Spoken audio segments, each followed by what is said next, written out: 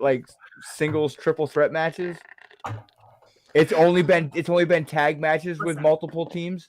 Yeah, there's never every been title match is one-on-one. I have my opinions on AEW. I've been trying to be nice.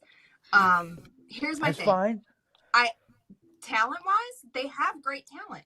I'm not going to sit here and Absolutely. act like they don't. They have great talent. Oh yeah. Their concepts are pretty good. It, in my opinion, it lacks the storytelling, which is very vital to how to run a fully, equipped wrestling show. Mm-hmm. So yeah, that's starting to improve. Right. So it's kind of like, for me, it's hard to follow because it's like, what the fuck is the point in some of these matches? And then on top of that, you add in that whole time constraint thing where they're in the ring for 20 minutes or whatever. And then if there's no winner, it's a draw. I don't like that. No, I don't like that either. I don't like that shit. I'm not a huge fan of it, but at the same time, WWE never does that, so I feel like it's just a big fuck you. Well, they don't have time limits set on their matches either. They just do dipshit disqualifications and run-in fuckery and that type of stuff. I'm not opposed to having a match end in a draw by whatever means. I'm not opposed to that. But I feel like by doing that whole countdown thing that AEW does, in my opinion, I feel like it takes away from the actual glory of the fucking wrestling. Yeah, it's the Tony Khan syndrome, where he always comes out and says, I have a big announcement. It's like, just fucking let this shit happen. Tony, shut the fuck yes. up. That's what I said that last week. Listen, Tony, now you have three people, one of them is different and in the wrestling business, telling you to shut the fuck up. Yes. And that is just... Hold on, put a pin in it right there. Hold on one second. And that's just a small sample of what you're going to get today, as we are joined by a very special guest, and we have a ton of shit to talk about. So much so that we came in live just hot. So, without any further ado, let's kick the intro, let's start this shit, and let's get this very special season premiere of Top Rope Wrestling Talk started right about, what do you think, now? Maybe another minute? Now? About now? 10 minutes. Now? Meow? Right, meow? Fuck it, let's do it now. Tell me what I think. Burberry scars, shrimp and Perry on, living like a comet, moving amongst the stars. $100,000 sports cars, silk massage, menage a trois. Yes, I've been a boss. Sauntering, Maitre D staying flabbergasted. Her ass about the size of an infant's casket. And here we go, folks. We are back. Hold on. Before you start, I just have my childish brain just noticed that Philip left a comment that says, "What's up, y'all? I'm here for tea, drama, and bubblegum." I swore that when I first looked at that, it said, "I'm here for tea, diarrhea, and bubblegum." You read what you wanted to read. Let's go. Dom? No, you're fine. I will never mature. And we love you for it. Welcome to the number one podcast in Jacksonville, Florida, Stamford, Connecticut, Nashville, Tennessee, Parts Unknown, and the Undead Realm. Welcome to the PWI Lifetime Achievement Award winner for Worst Instagram Ever. Welcome to Top Rope Wrestling Talk. And I am going to introduce myself first because I'm still rude as fuck. It's me, not DDP. It is, but it's the Philly in me. I am the lunatic fringe of podcasting, the soundboard, by God, extraordinaire, the jack of all trades, the master of absolutely none, the South Philly psycho, D.O.L.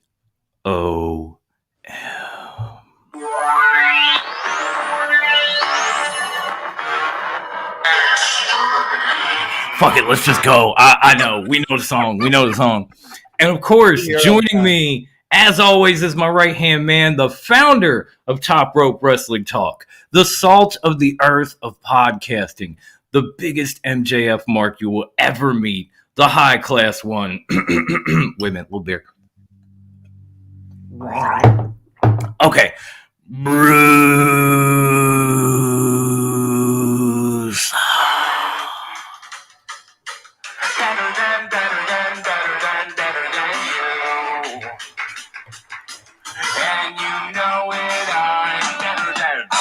Give it to him, Brucey.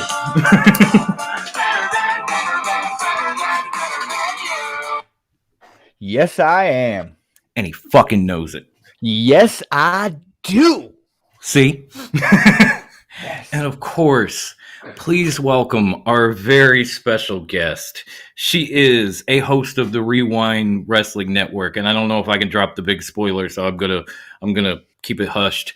She is an up and coming wrestling star. She is the Temtress Witch. She is the one, the only, the funny, the forever childish, the lovely Temtress Witch and witchy woman herself, Ivy.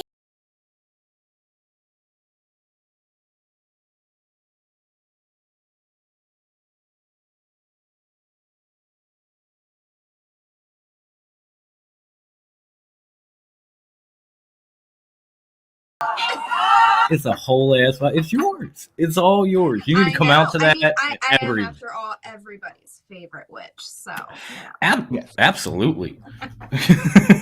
And as we learned the last time she appeared, her butt cheeks taste wonderful. No. Oh my God, I remember that now. I got a clip of that, homie. I feel so bad because that was the most off the fucking rails episode. No, that is an episode of Top Rope in the book. That's every week. Us.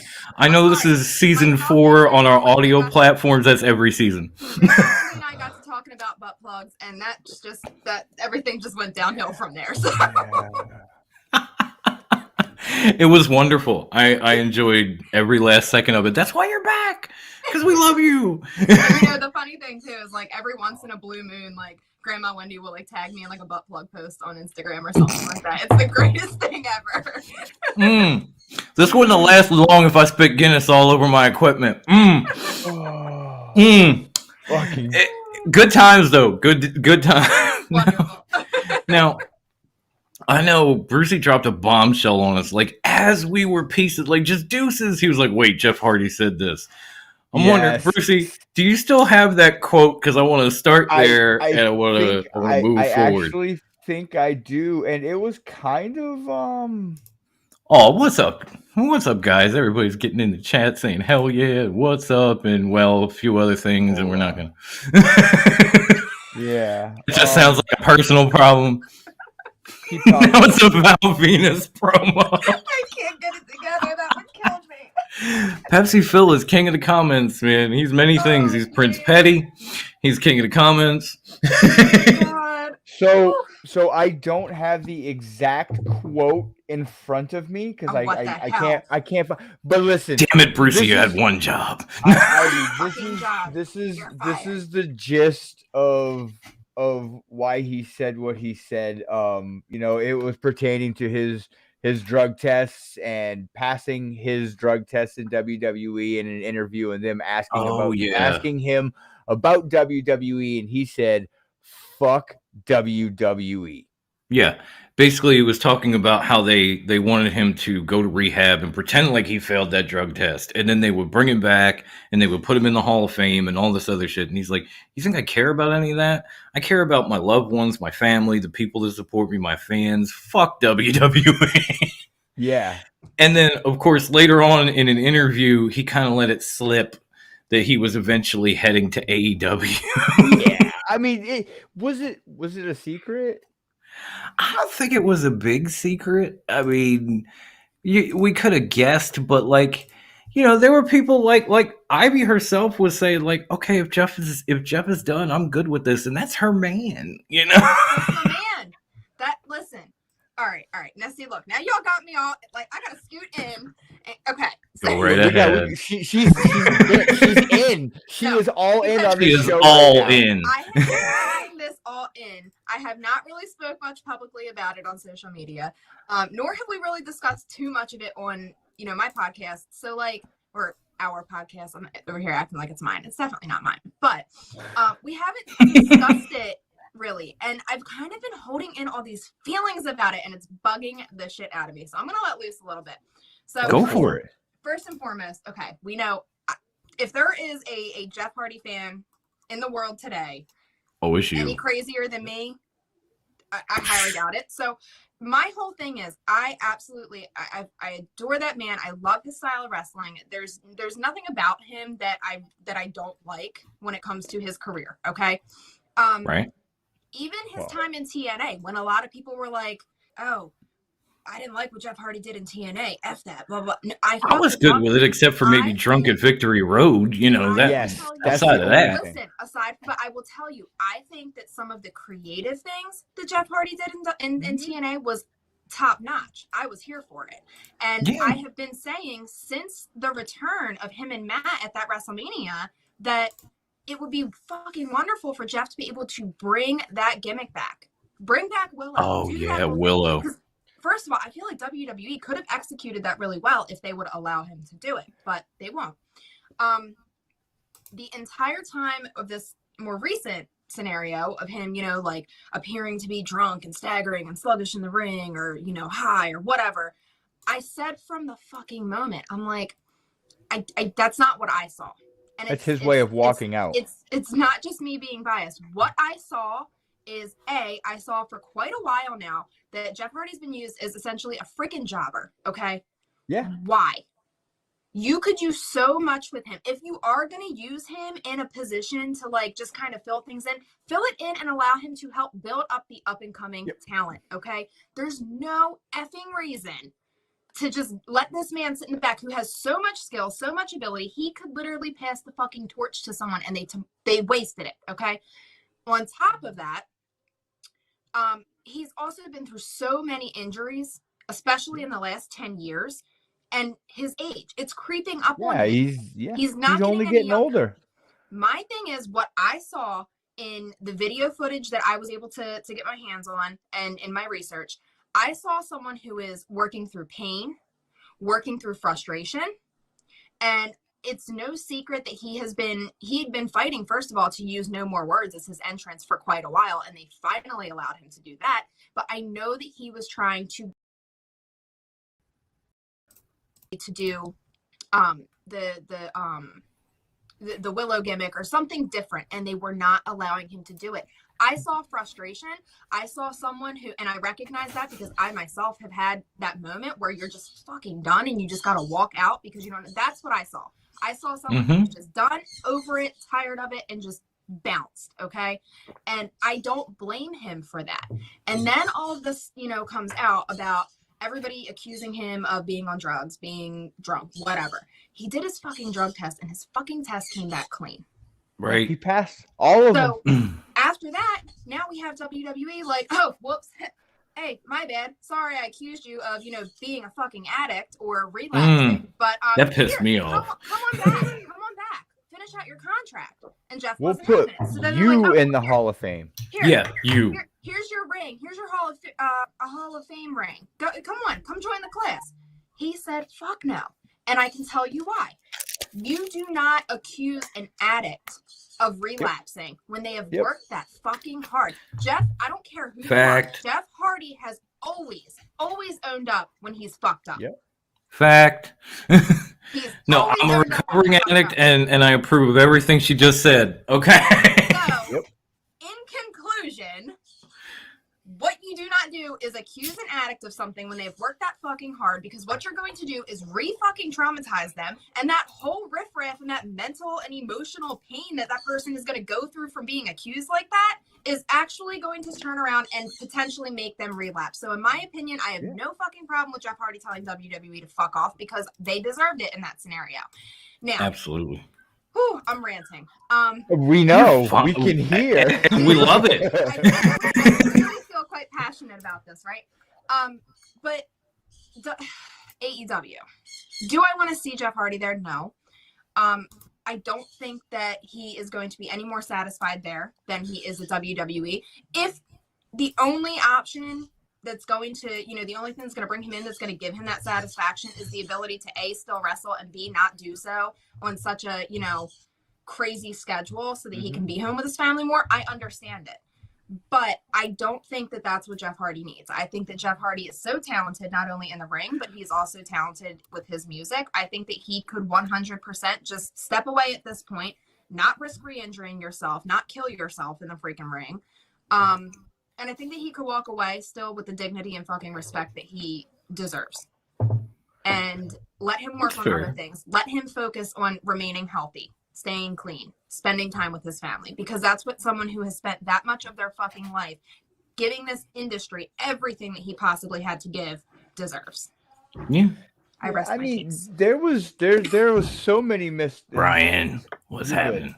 There was so many missed opportunities in WWE. You know, him being he could have been that Dolph Ziggler type guy where, you know, he's the one that boosts up talent. He definitely could, but he shouldn't have been getting squashed. I agree on that.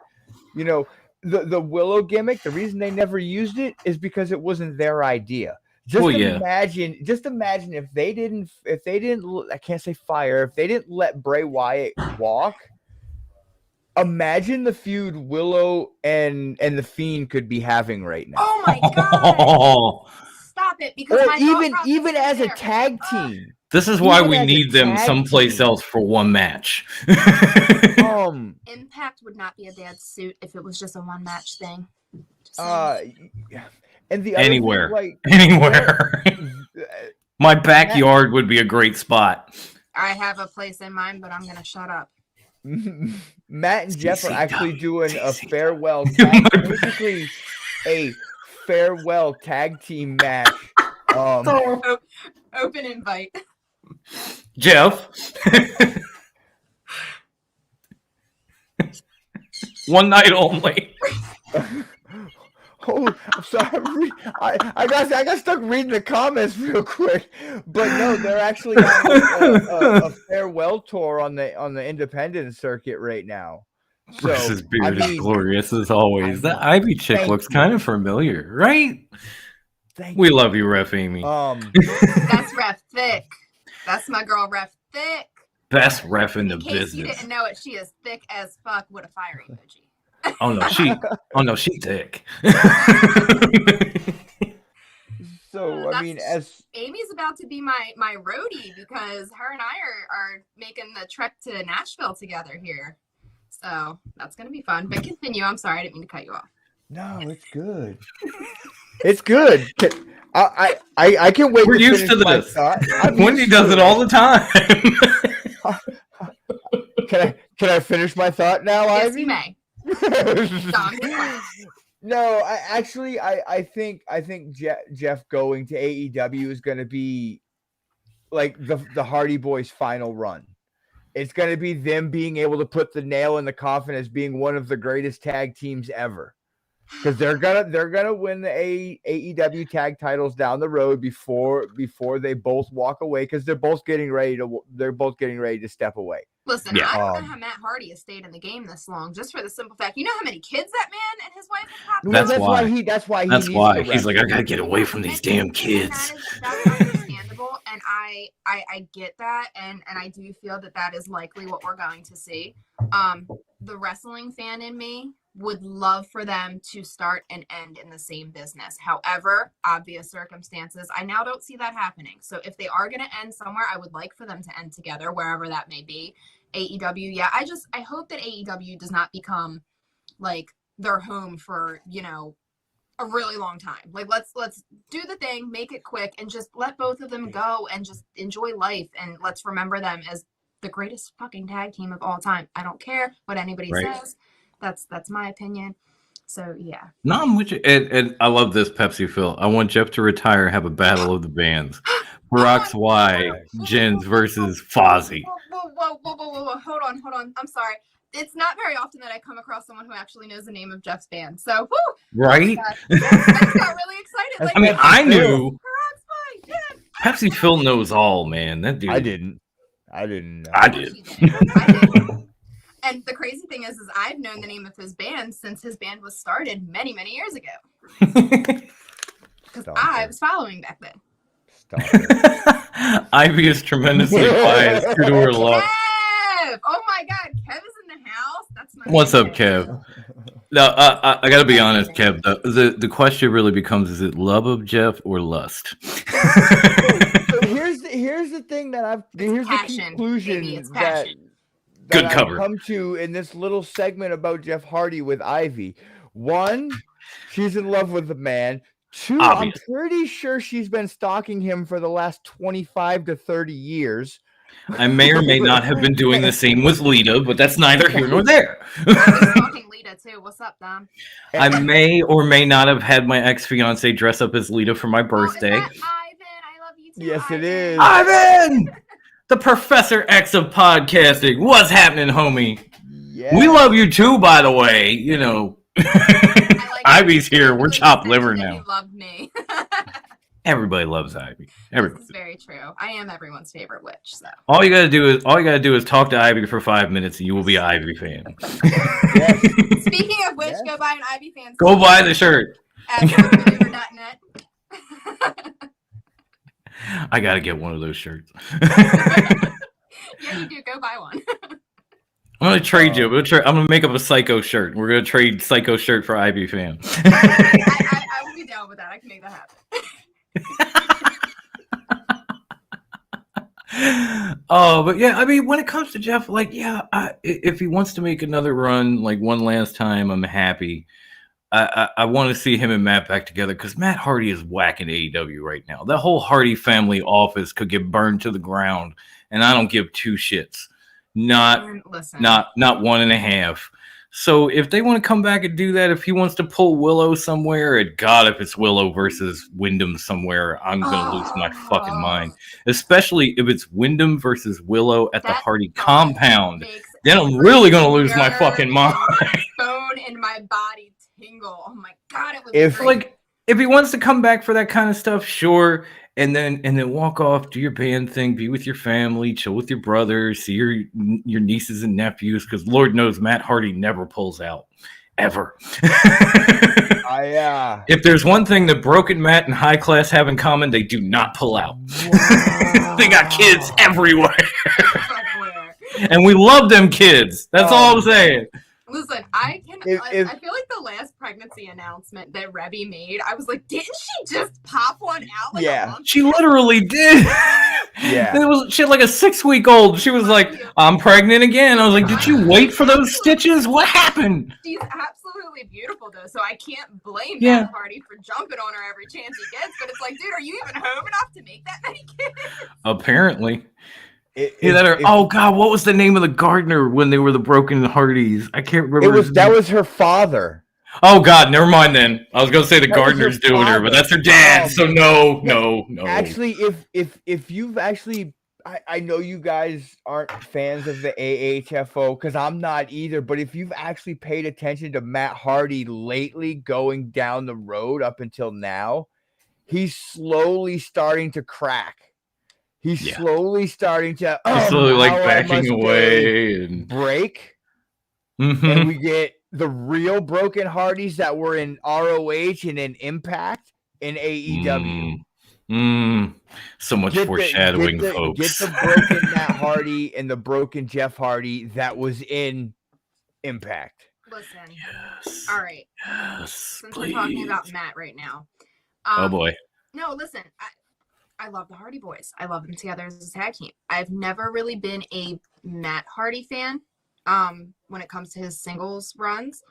I think that he is a much stronger competitor with Jeff in the ring carrying him in a sense.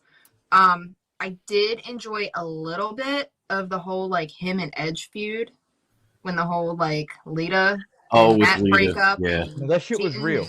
Yeah, that was real. But the live sex celebration and all that.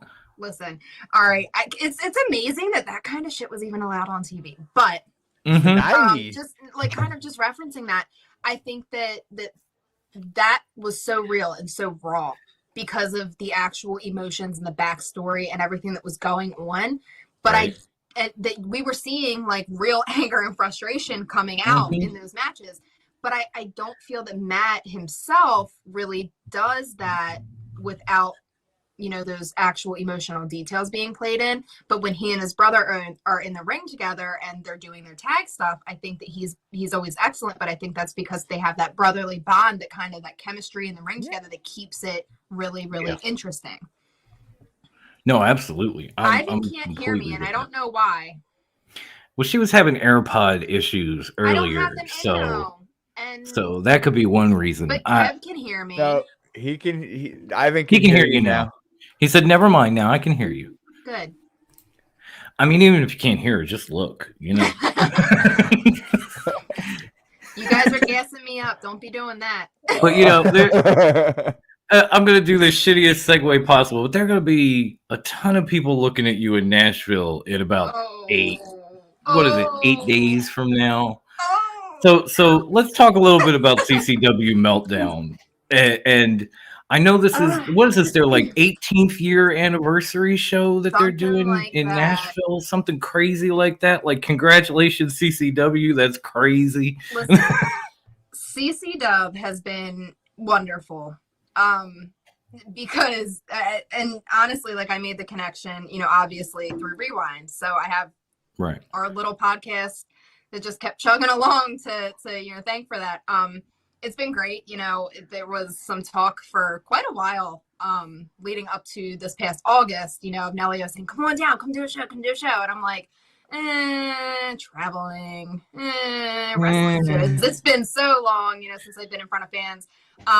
But we finally just bucked up and we made the trip, and it was great. The whole Rewind crew was pretty much together with the exception of Tyler. And I was stuck in a car for 15 and a half hours with Ted and Will. Oh, you poor thing. That was rough. That was rough. But I think she'd rather be stuck in a car with us. We're more fun. I do have to say, it was so great because sitting in the car for so long was painful. It was awful, physically for me. So I was really glad to have Ted like be willing to like crack my back and stuff at rest stops, and like we were like switching off on driving. We were all just, like, dying and ready to. He's a good work hubby. What a guy. But yeah, so the Temtress Witch showed up, and you know, August 28th in Nashville, it was amazing. I do have to say I was slightly disappointed because I don't know what possessed me to even think that it was a good idea, but I got stuck, you know, entering with this Zach Hendricks guy, and I remember that. Like, you were looking for a champion, you had Zach Hendricks. Win me a championship, and he didn't. And I told him at one point in the middle of the match, if you don't win me a championship, I will find somebody who will. Bastard. And you should have. The next thing you know, Jackal Stevens gets a pin. Along comes the Jackal. So, being the Temtress Witch that I am, I was able to work my magic and make a very sweet connection with the wonderful My Dear Jackal. In which case, I ended up leaving the match with the champion, just like I said I would.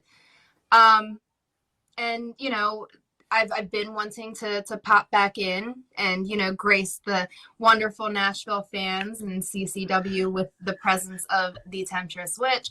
However, I've been just kind of waiting for the right moment. And I just started to realize that it's been a little bit too long since I've checked in on Jackal. So March 12th, I will be in Nashville, and it will be magic. Oh, can't wait. Nice. I wish I could go. Little too far. I would drive you all the way if I could go. I swear to God. And thank you. Yes, I thought it was 18 years. Thank you, Ref Amy. She would know. Yeah, she knows. She's on. And shout out to Kenny. Hey, what's happening, my guy? But if you ever make it to one of them Florida shows, I'm not too far from where they put their shows on down here. Well, I'm about 10, 15 minutes away from the Florida shows. And CCW puts on a hell of a show. Like, I'm not just saying that because Ivy's here. Like, I watch them on YouTube. I actually really enjoy them. I love Venusius and Ariel Levy because I knew Ariel through Felipe, one of a mutual friend of Bruce and I. They're both from Santiago, Chile, and they grew up together. So, you know, I was already following him, and then when I saw him in CCW with Venusius and Fonzie and all this, I'm like, this is amazing. It is a wonderful, wonderful group of first of all, the talent. Fucking sorry. You're good. What happened? March 12th, Ivy pulled trying to not punch on anyone. Frankly, on anyone. I'm sorry. I'm not trying to laugh at that. He just broke me. Fuck you, Punchy Phil. Oh, that was great. You're absolutely right about everything you're saying, but he came in here and I just lost my shit. I apologize. I know. know. You know what? You never know what might happen if someone pisses the Temtress Witch off enough. We might get to see a little action, but you know, I don't know that's because only when absolutely necessary. Because at the end of the day, you know, I'm too focused on my magic. So when I need something done, I just find somebody to do it for me. So so I mean, at this show, I mean, you're going to be back with Jackal. I mean, Gangrel is showing up. Like I said, Venusius and Ariel Levy. It's a packed card, but I mean, clearly we have the star. Clearly. Yeah. That's what everybody's paying for. That's what everybody's getting tickets for. And get your tickets if you're in the Nashville area right now. Go to the CCW website. Look for their event. Find it. Go see Ivy. Fans shirt. Buy a shirt. I want to see you there. Tell them the Psycho sent you. You will get a 0% discount. That is true. Use the code. Use the code High Class, and you will pay 5% more. Yes, they'll make more. They'll make you. See, I can do these plugs. I just have nothing to plug. Come on, sponsors, hit me up. I can't. Give us money, motherfuckers. I need some money. I need some damn money. I'm about to turn around and be Ivy's promoter after this week with all the stuff I was putting out. Listen, you did a great job with that song because he was on top of his game for that one. It's what I do. It's been a while since he's done a big promotion like that. I mean, it really has. He does it for the show, but like it's been a long time since he's done a big one like that, and he was on. I was tired. I was sitting around with some Gatorade, like, whoo! That was a lot. Whoo! I appreciate the effort and all the hard work. These forearms are just strong now from all that typing and clicking and scrolling. So here we go, Ivy. If you've still got a little bit of time, I last week I brought up this new game, the word association game, and was wondering if you would want to play against Dom and get this in and get it rolling. I'm going to explain how to play. I'm afraid if I beat her, she's going to put some kind of weird spell on me. It's going to make my nose grow even further, and I don't need that. Do you see this shit? See, that's your fucking problem, not mine. All right, well, fuck it. You're going to play her, and I'm going to do it. Just try to stay on my good side. That's the only recommendation that I always do, homegirl. I always do. Ref Amy needs to keep Ivy in check and be a good influence. Is okay. Amy, like, is she? Listen, I've already expressed my She's laughing. adoration for Ref Amy, but she better not get in the way of the Temtress Witch because I can't guarantee her safety. Oh. Show up to Nashville. Fired. There might be a cat fight. I don't cat fight. Fired. Okay, my bad. Honey, wow. Okay. My bad. To the word association. On to the game, High Class. Dom keels over dead in his chair. Eddie, I'm coming to see you. Oh my god. I said it so much it might as well be one of my catchphrases. I got him. So the way this goes is I'll give you guys a topic, whether it's a wrestler, a pay-per-view, a wrestling move, or such that's gonna and be such. fun. And then I'll give you a letter. So just as a practice, I'll say name a wrestler that starts with T. This is a fact. Having her here makes you two mutants look even worse than ever. Yes. Absolutely. She's the Temtress Witch. I'm like her gargoyle friend. I'm just yes master. Was that Wendy that just? I don't know because Facebook gets fucked up and it says Facebook user and not the name. So I don't know who said it, but it's a fact. Like there is not a lie detected in any of that. No comment. All right, it's okay. You're so sweet. So here we go. Oh God. Now you guys got to say your answers as fast as possible. Whoever gets their answer in first gets the point if they're right. It's my man Mike. Okay, what's up, big homie? What up, Mike? I've known him since I was like 12. Hi, Mike. I don't know you. Go buy an Ivy fan shirt.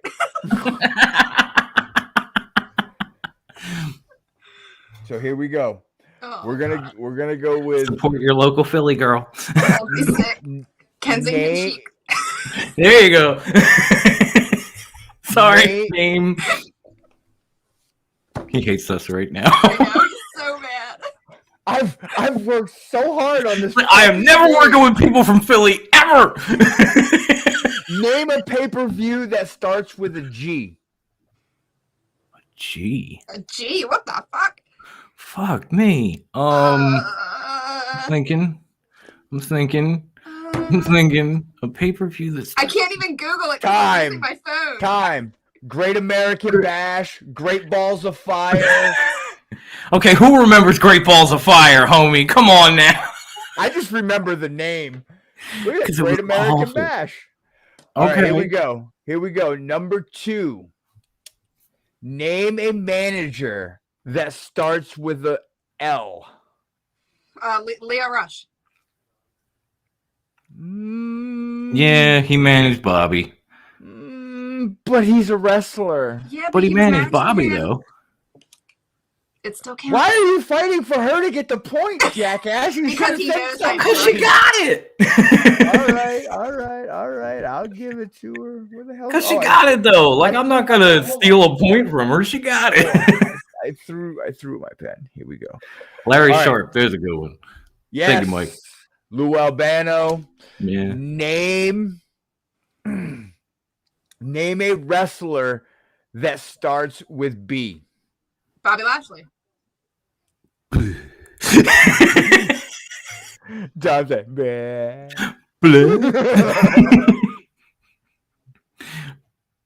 I was about to say Bubba Ray Dudley, and I got literally, like, his name is Buh. You made me laugh mid-inhale. That hurt. I've done that. Name a female wrestler that starts with the letter. Let's go with C. Carmella. Stop. I was like, Stop. You're not supposed to throw the game, dude. I'm not. I was like, Carmella. Fuck.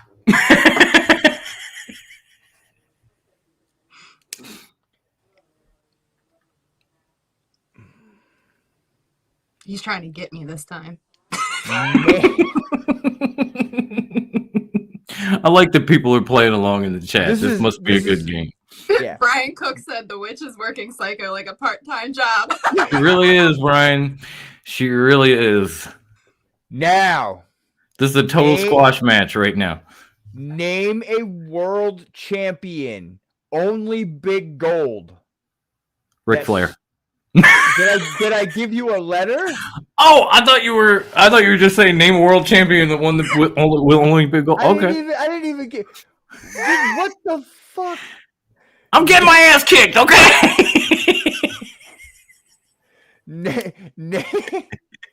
Name a big gold world champion that starts with R. Ric Flair. What the fuck? I was right anyway. That doesn't count. Yes, it does. Ivy, you're fucking killing him right now. I got that one. Psychic. It's psychic psycho. See, I knew where he was going. Oh, there he is. Michael went to YouTube. Thanks, Now we man. Thanks, now we got homie. a name. Good to have you, dude. Give me a WCW wrestler that starts with S. Scott Steiner. What the fuck? Oh, the comeback is on. This is bad. You guys gotta remember, I'm a baby. Yeah, but you got better reflexes than me. I'm old. You can. I mean, you watched the Attitude Era, right? I'm not throwing this match worse than the White Sox. I just got two. Fuck Well, you, it's Pepsiville. It's 3-2 right now. See, I'm on the comeback. Shit.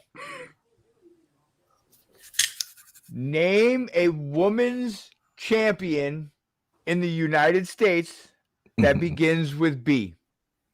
Bianca Belair. What the?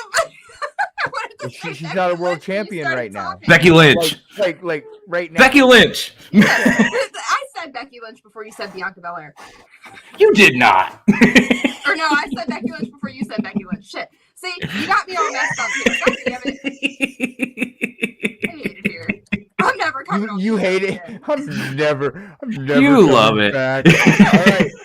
Here it is. Winner take all right now. Oh no. This is it. Winner take all. It's tied 3-3.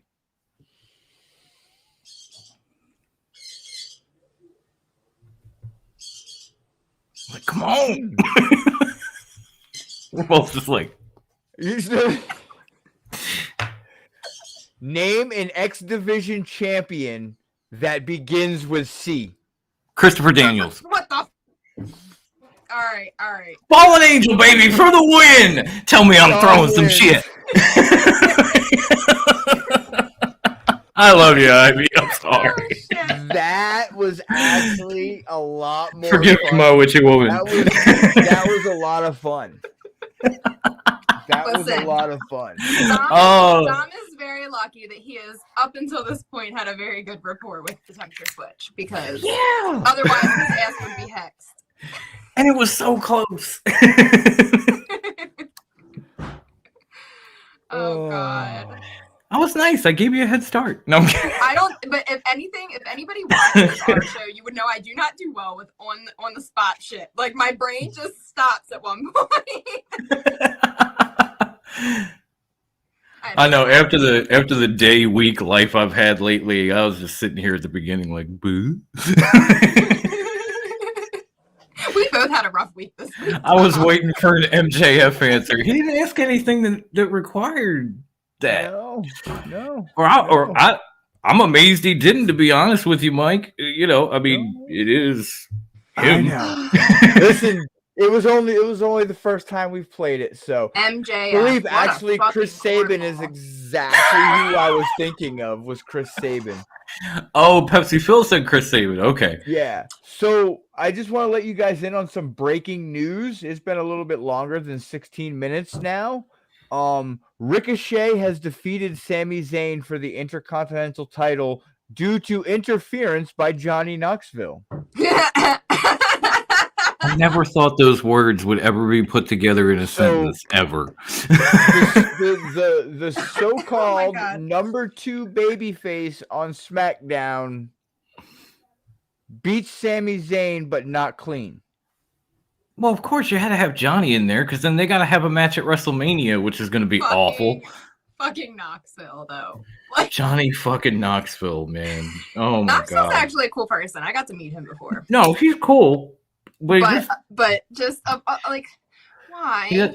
He doesn't scream WWE guy, is all I'm saying. No, He kind of looks like movie. Colonel Sanders on meth these days, if you looked at him. And I mean that in a good way. I'm not trying to knock the guy. I mean that in the lovingest of way. It's just when I look at him, that's what I think.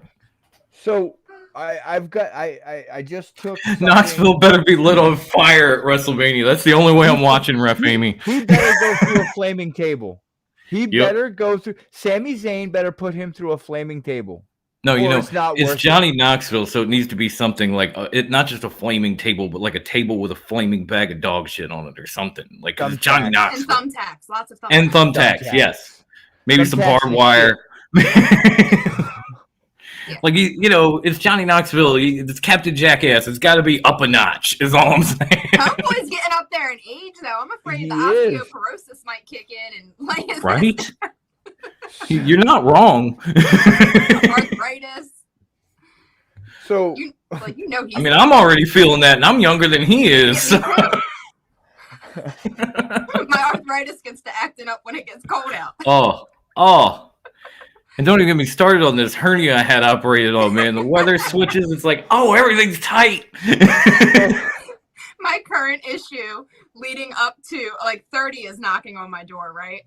So, Oh, you poor baby. Hey, what'd you say was what'd you say was knocking on your door? Goddamn 30. acid reflux. Oh, it's so bad. Oh, yeah, you and my wife. The GERD, as we call it in the medical profession. The GERD. GERD. That's the GERD. It's awful. Yeah, me and my wife used to just like house spicy food together, do all this shit, and now she's like, no, you go ahead. I'm okay. Poor baby. Well, speaking of spicy shit, as much as I would love to say, I have a buffalo chicken cheesesteak waiting for me downstairs that I'm going to go inhale like it's nobody's business. No, that sounds delicious. I can't hold you from that. But no, it was great. Thanks for having me, of course. Oh, thank you for coming. Anytime you want to come in. It was wonderful to grace you with my presence and make sure that you guys, push the whole CCW thing, rewind thing. And make us look like even worse mutants than we already do, that sort of Dom, I might actually have to hire you as my promoter. You did a wonderful job. If you need it, I'm down, homegirl. Just hit me up. I know. You guys are the best. Have a good night. Thank you. You too. Oh, yeah. And since I know it's early, but I want to be the first to say it, happy birthday. Thank you. I am so excited to turn 300 My fellow Pisces. years old. Right? No, that's me. Listen, Swamp Witch, honey. Swamp Witch. Mm. I've been around for a long time. I got an old soul. I feel you. Have a good night, guys. You too. You too. Bye, Ivy. Bye. Oh, that was fun. You gotta love her. I can still hear you. Yeah, I know. So that was fucking great. Yes, it was. Wendy missed some fun, man. We apologize for that too. Wendy got caught up looking at some houses and things. Yeah, she couldn't get through it. I haven't seen her since, so yeah, there's that. That's the thing that happened. So this Facebook post that I actually took a screenshot of right before we started the show, it kind of falls in line with the new segment that I started last week. Did that that's really a thing? happen? That's a thing. Yeah. Yes. Thank you, Ivy. I didn't miss her. I love you, Mike. So this guy comes on and he says, does AEW get good ratings? Period. No. Does the Ring of Honor get good ratings? Was No. he the Iron Sheik? No. ... Oh, okay. ... Just making sure. ... Because if you... This is a thing. Huh? Look at the comment. Yeah, there's no way. Sheiky, baby! Right! Fuck the Hulk Hogan! But no, he goes on. This dude goes on to say he's going to be so jealous. Sorry. He goes on to say. Because if you listen to these AEW clowns, you would think they just signed Babe Ruth or something. When you really just signed a shitload of bench players. Well, here's the thing, asshat. No, Tony Khan didn't sign a bunch of bench players. He bought ROH, the company, and the library, and he is going to reopen the company because ROH let everyone out of their contracts when they closed the doors. Right. Because there's nobody contracted. There's just a bunch of people running around with with ROH titles and defending them to defend them. Well, obviously they're defending them because Tony let them. I mean, they're keeping the name out there because they want. Yes. They were hoping that ROH was going to come back, and there were plans for it. But ROH had also declared bankruptcy, and they were looking for somebody to buy, and so that's when TK comes in and says, "Hey, I'm a fan. I dig this. I'll buy it." And there's also been people saying that Tony Khan, he's moving too fast in the wrestling industry and it's going to hurt him and it's going to bite him in the ass. But since we're talking about it, we might as well just talk about the whole Tony buying ROH anyways. Might as well just continue talking about it. I don't think that he's moving too fast. Dom, you gave us an article to read for the show about this specific thing, and it's rumored and said that ROH will be AEW's NXT, which I don't think they should do. I think that's a stupid move. That's why they have Dark and Dark Elevation. That is their developmental shows, and that's the way it should stay. True. I mean, can they use Dark? I mean, they could use it as a stepping stone. Yeah, and I'm with Mike here. You can't move too fast if the rest are moving backwards. That's perfect. Like, as far as it goes with him buying ROH, like, yeah, I could see him trying to bring some of the guys from Dark or Elevation to ROH to just fill the roster. But I don't see it as being complete. But I also see him bringing back some ROH mainstays who have been either working with AEW or working here, there, and everywhere until ROH figured out what was going on. Every single champion in ROH, every single person that was a champion when they closed the doors, plus a whole fuck ton more on Twitter on Thursday on Twitter said, "Hey Tony, hit me up. I want to come back." I love the Briscoes. I love them.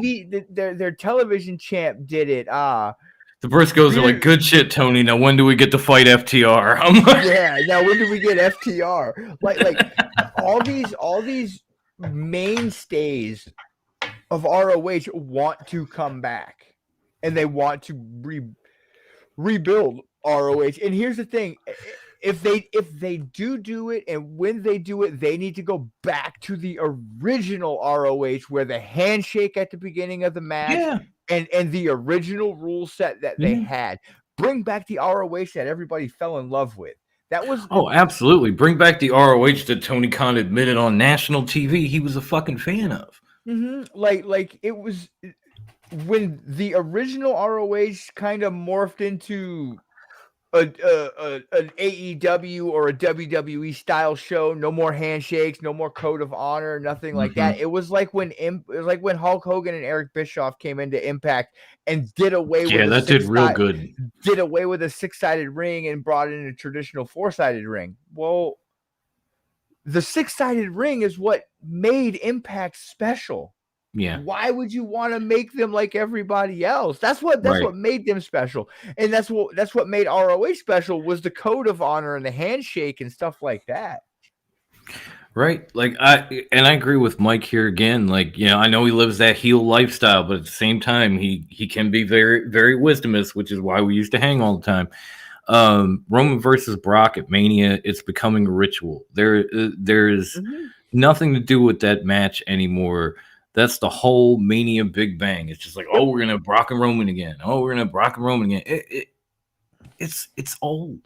This isn't like ROH where we're saying, like with Mike, honor the sport. Yes, like honor the handshakes and everything that made them what they are. But Roman and Brock is just stale. ROH never got to a level where it could have become stale. You know what I'm saying? And then you have a long ass time. Yeah, but then then you have now that Tony has bought ROH, of course he has their back catalog, and there are reports that he is working out a deal with HBO with HBO Max to get ROH and AEW's back catalog, and maybe even some of ROH's episodes on that app. And if he does, that means big money for both his companies. That means every pay-per-view, every episode, all in one place, just like Peacock.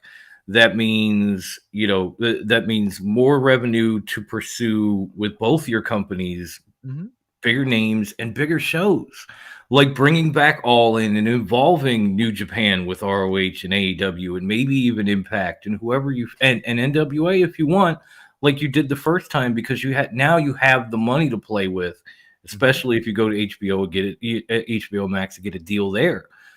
I mean, the only thing that we truly know is that he bought it, and that he started it back up basically at the beginning of Dynamite with a rematch of the main event from the first show, Very first the show. Dragon versus the Fallen Angel. So And far, he did say so good.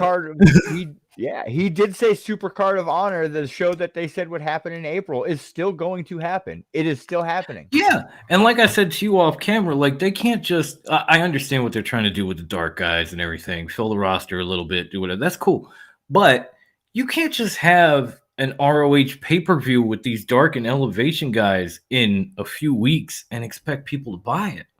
It's going to have to be bigger than that. And I think Mike, because there's been a lot of comments now, and he said something that I said from the beginning when we talked about Cody leaving, and now there are reports that talks between him and the E are fizzling. So there were never any talks. I don't think there was. Cody runs ROH. That I could see. Cody runs ROH. I have said it from the very beginning. Triple H so fucking bad. Yeah, and he can't be. And Tony Khan cannot run both shows, and I think he knows that. So why not send Cody to ROH and let him do what he did for AEW when they started, where he's, an in-ring guy, backstage, running the show for him, and let Tony continue with Dynamite and Rampage and all that, and just let things build from there. Because, yeah, Cody made some... clearly, Cody made some mistakes. We've discussed that on this show ad fucking nauseum. But at the same time, Cody also helped take AEW and build it from the ground up and help put their shows together and help get them to where they are today. And where they are today is a lot better off than ROH may have ever been. And the re-signing of Brian Cage makes a fuck ton more sense now. In my opinion, the extending his contract, picking up his option, makes a whole bunch more sense to me now. Because look, now he can. I think you mentioned this too. Now he owns everyone's original names. From buying ROH, he owns all their trademark names. So when they come back, they're still that guy.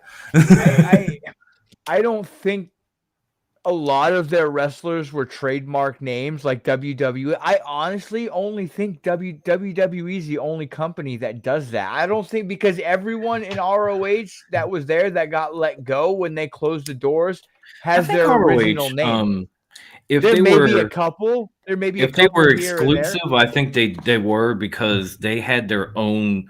Like, they didn't do they let wrestlers have pro wrestling tees, but they also had their own ROH shop for their own merch. Yeah. So I think they had to do some licensing with these guys in order to do that. Yeah. So at least when they come back, it's like, okay, we've got your license, we've got this, we've got that. We can just roll from here. Yeah. Absolutely.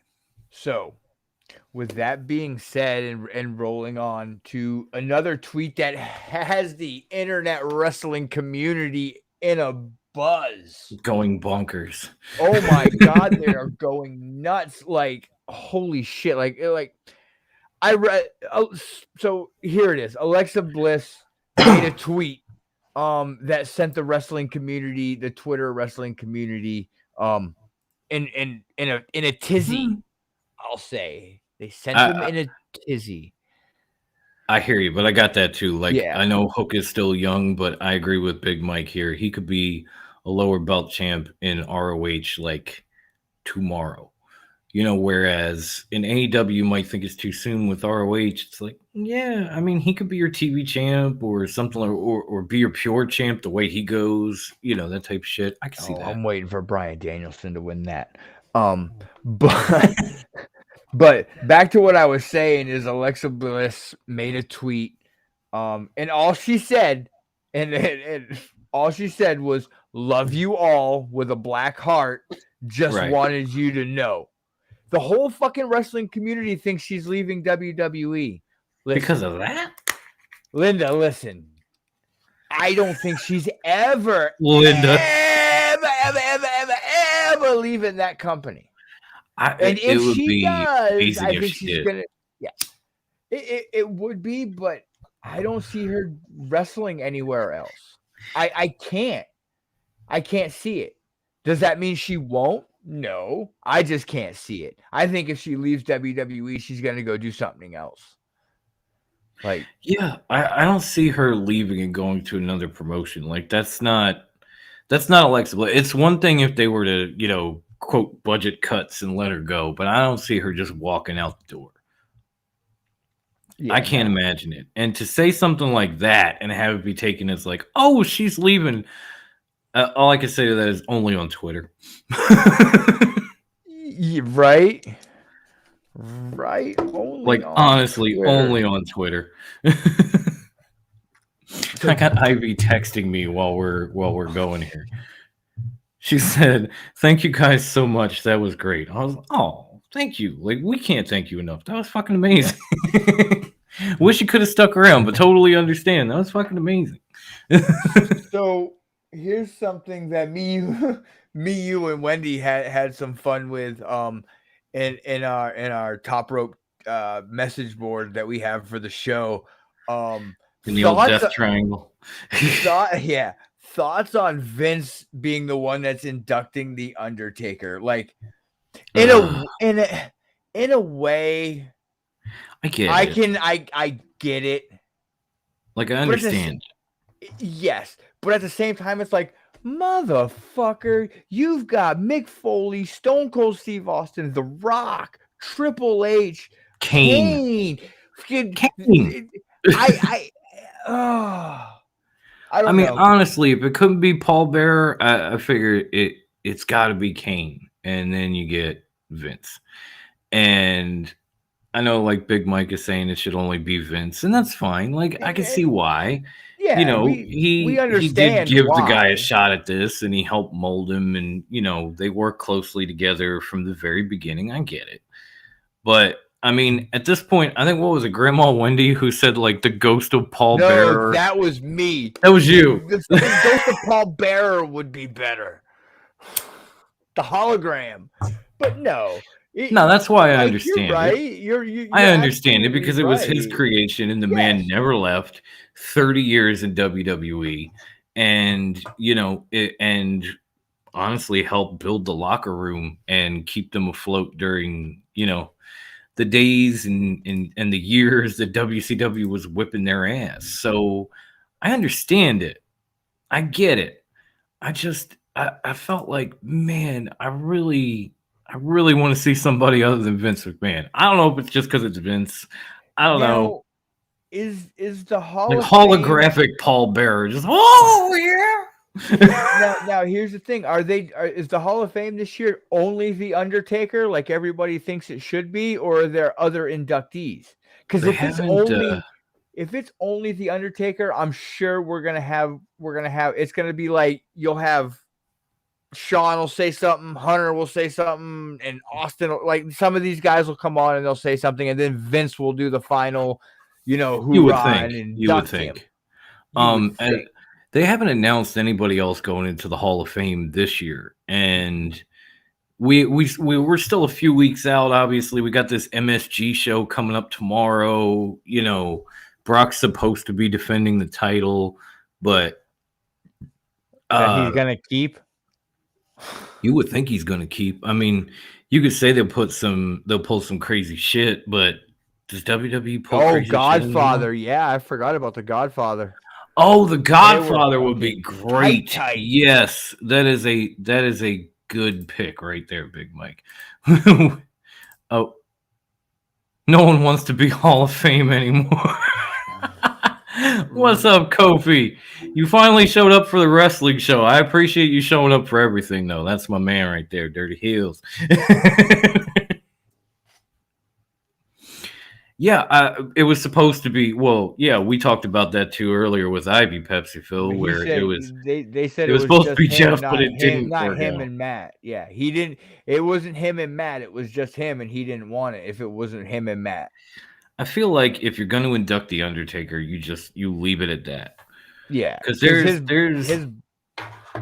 nobody worthy. There's nobody that isn't in the Hall of Fame that's worthy of being inducted with the Undertaker. Like, what are you going to say? Oh, come to WrestleMania. The Undertaker is getting inducted in. Christian. which they're not going to do because he's in AEW and fuck him. But you know what I mean? Yeah. Like when you, the Undertaker, Christian, even Jeff Hardy. I didn't want to say this in front of Ivy, so I'm going to say it now. Even Jeff Hardy's kind of a drop off, just a little bit of a drop off. Not a huge, but like a. Right. Okay. So it wasn't just me. I'm afraid she's gonna come back now because she's got the link. What the fuck did you just say about Trevor? Nothing. Please don't put a hex on me. Thank you. Yeah, but I mean, at the end of the day, I completely understand why Vince is doing it. But the fan in me says, "Go fuck yourself." I want to see a wrestler. I mean, granted, They could Vince finally did do wrestle. China. They're never gonna do China Pepsi Phil. It's just not gonna happen. I would love to. I would love to see it. And doing What's up, Rock and Roll China- Express? Any updates on Triple H? Last I heard, he ain't doing that well. No, he said he's never going to wrestle again, and he's not doing very well. Yeah. Good to see you, though, Matty Daddy. Always good to see you. He and Bruce got those majestic beards. I'm kind of jealous. Yeah, It's just that life, man. Before we roll our way into our Revolution predictions, there's a couple things that I wanted to talk about from Dynamite. I mean, Please. one was TK's announcement of buying ROH. The show itself was very good. I enjoyed it like I do every week. Bruce is in a league of his own. Oh, that's sweet, Matty Daddy. Thank you. But Mike got a majestic beard too. I'm gonna tell you right now. That shit is crazy. The women's tag team match was fucking as Wendy would do. That match was fucking awesome. Oh yeah. And for anyone to say anything different, they can. I was a little worried about Thunder Rosa because she had that sleeve on her like upper thigh. Yeah. She was walking kind of funny, and I'm thinking like, we are days from Revolution. Are you good? Like, should you be wrestling right now? Like I was literally worried for her because she looked good, the week before, and then came out with that on, and she even in the ring she was kind of laboring, kind of favoring the one leg, and I was just like, ooh, boo boo, that ain't no good. Yeah, but she still had a great match. The match itself was fucking amazing. Oh my god, it was so. I don't know, man, that I'm just yeah, and just thinking about this world title match this Sunday between Thunder Rosa and Dr. Britt Baker. Oh my god, yes. I can't Finally. wait. I can't wait. Like the thing about it is, like, the last time those two were in a ring together in a one-on-one match, they made fucking history. Yeah. And they fucking had the match of the year. I'm working my way there, Brian. Yeah, we're getting there. Don't worry. That is exactly. Don't get him started now. Don't get him started now. Because we're going to talk about that. I'm going to get that, and I'm going to get Mike to send me a picture of the MJF autograph, and I'm going to share my screen and put it up next to him.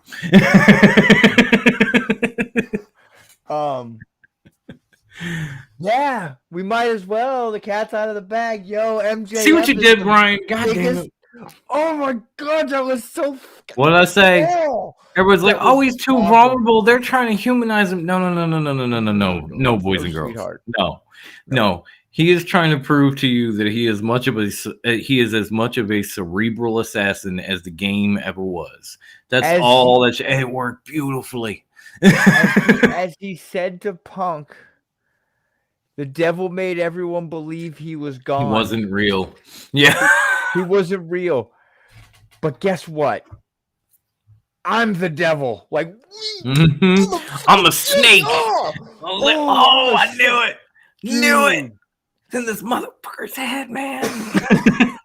Yo. And he had Punk bleeding just crimson masked in the dog collar, Sean Spears pulling on him and shit. It was oh god. All I gotta go for. Sorry, Dom. I didn't mean to cut I'm you off. sorry. I was just gonna add it like after he beat Punk twice in Chicago, I was done with all this. I was like, we don't have to have another match. We don't have to do anything like this. There is no more definitive way to move the fuck on than MJF beat you twice in your hometown. And then he came out and cut the promo last week, and I was like, oh. And then this happened, and now I'm back in. Like I thought I was out. It's like The Godfather. Just when I thought I was out, they pulled me right the fuck back in. I'm like, let's do this. Right. Fuck, fight twice at the pay-per-view. I don't care. I'm good now. I'm in. Let's go. So with us just talking about this dog collar match right now, that's what we're gonna roll into Revolution. But I mean, this match has a lot to live up to. It really does. Because the last dog collar match in AEW was Cody versus Brody Lee. Brody. Yeah. They have like they have a standard to uphold in this match, and I don't know. I'm more worried about Punk's end of the match than I am MJF's. Like, oh yeah. But at the same time, Punk has proved that he can still go and he's got it in the ring, you know? So. No, I see where you're coming from, but like Punk has been tested many a time since his original comeback against Darby, and he's come through every time. Yeah. And so I'm good with it. Like if they're, I'm not worried about the match. I'm just like, let's fucking go. He said check messenger. He sent the picture, didn't he? Oh Jesus. He did. So Dom, who do you got in this match? MJF or CM Punk? Oh, I'm going to show you who I have because you're gonna love this. Just give me 1 second. You know who I got in this match? Bam! I got him.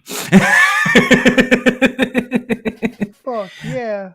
That is the MJF bloody autograph pick that Mike got. Oh, that's fucking awesome. Right. That's who I got. I don't see this match ending any other way I than don't it did either. in Chicago. CM Punk has done everything he could to put this dude over in his hometown everywhere. And so for Punk to win at Revolution means this shit is going to continue, and I don't want it to. I really don't. Yeah. I'm just like this needs to be the final match where MJF wins and propels himself into the title picture, and CM Punk continues to move forward. You know, just work with talent, doing what he's been guys doing. over. Like continue doing what he's been doing because it has obviously worked. And it's working well for MJF. It's led to some compelling TV. So like this can continue for him, but for MJF, he needs to win. He needs to move on to bigger, better things than I can't believe I'm saying this. Bigger, better things than CM Punk. Yeah. Wendy wouldn't have a problem with you saying that. No, Wendy would love it. She'd be like, "No, say it again." So I apologize to everyone for jumping into the main card, but we're gonna fall back now to the buy-in. So in the buy-in, we've got 2 matches this week on the buy-in. Right. The first match we have is Chris Statlander versus Layla Hirsch. Listen, I fucking can't stand Layla Hirsch. I don't, and I'm not trying to be malicious or mean. I just don't like her.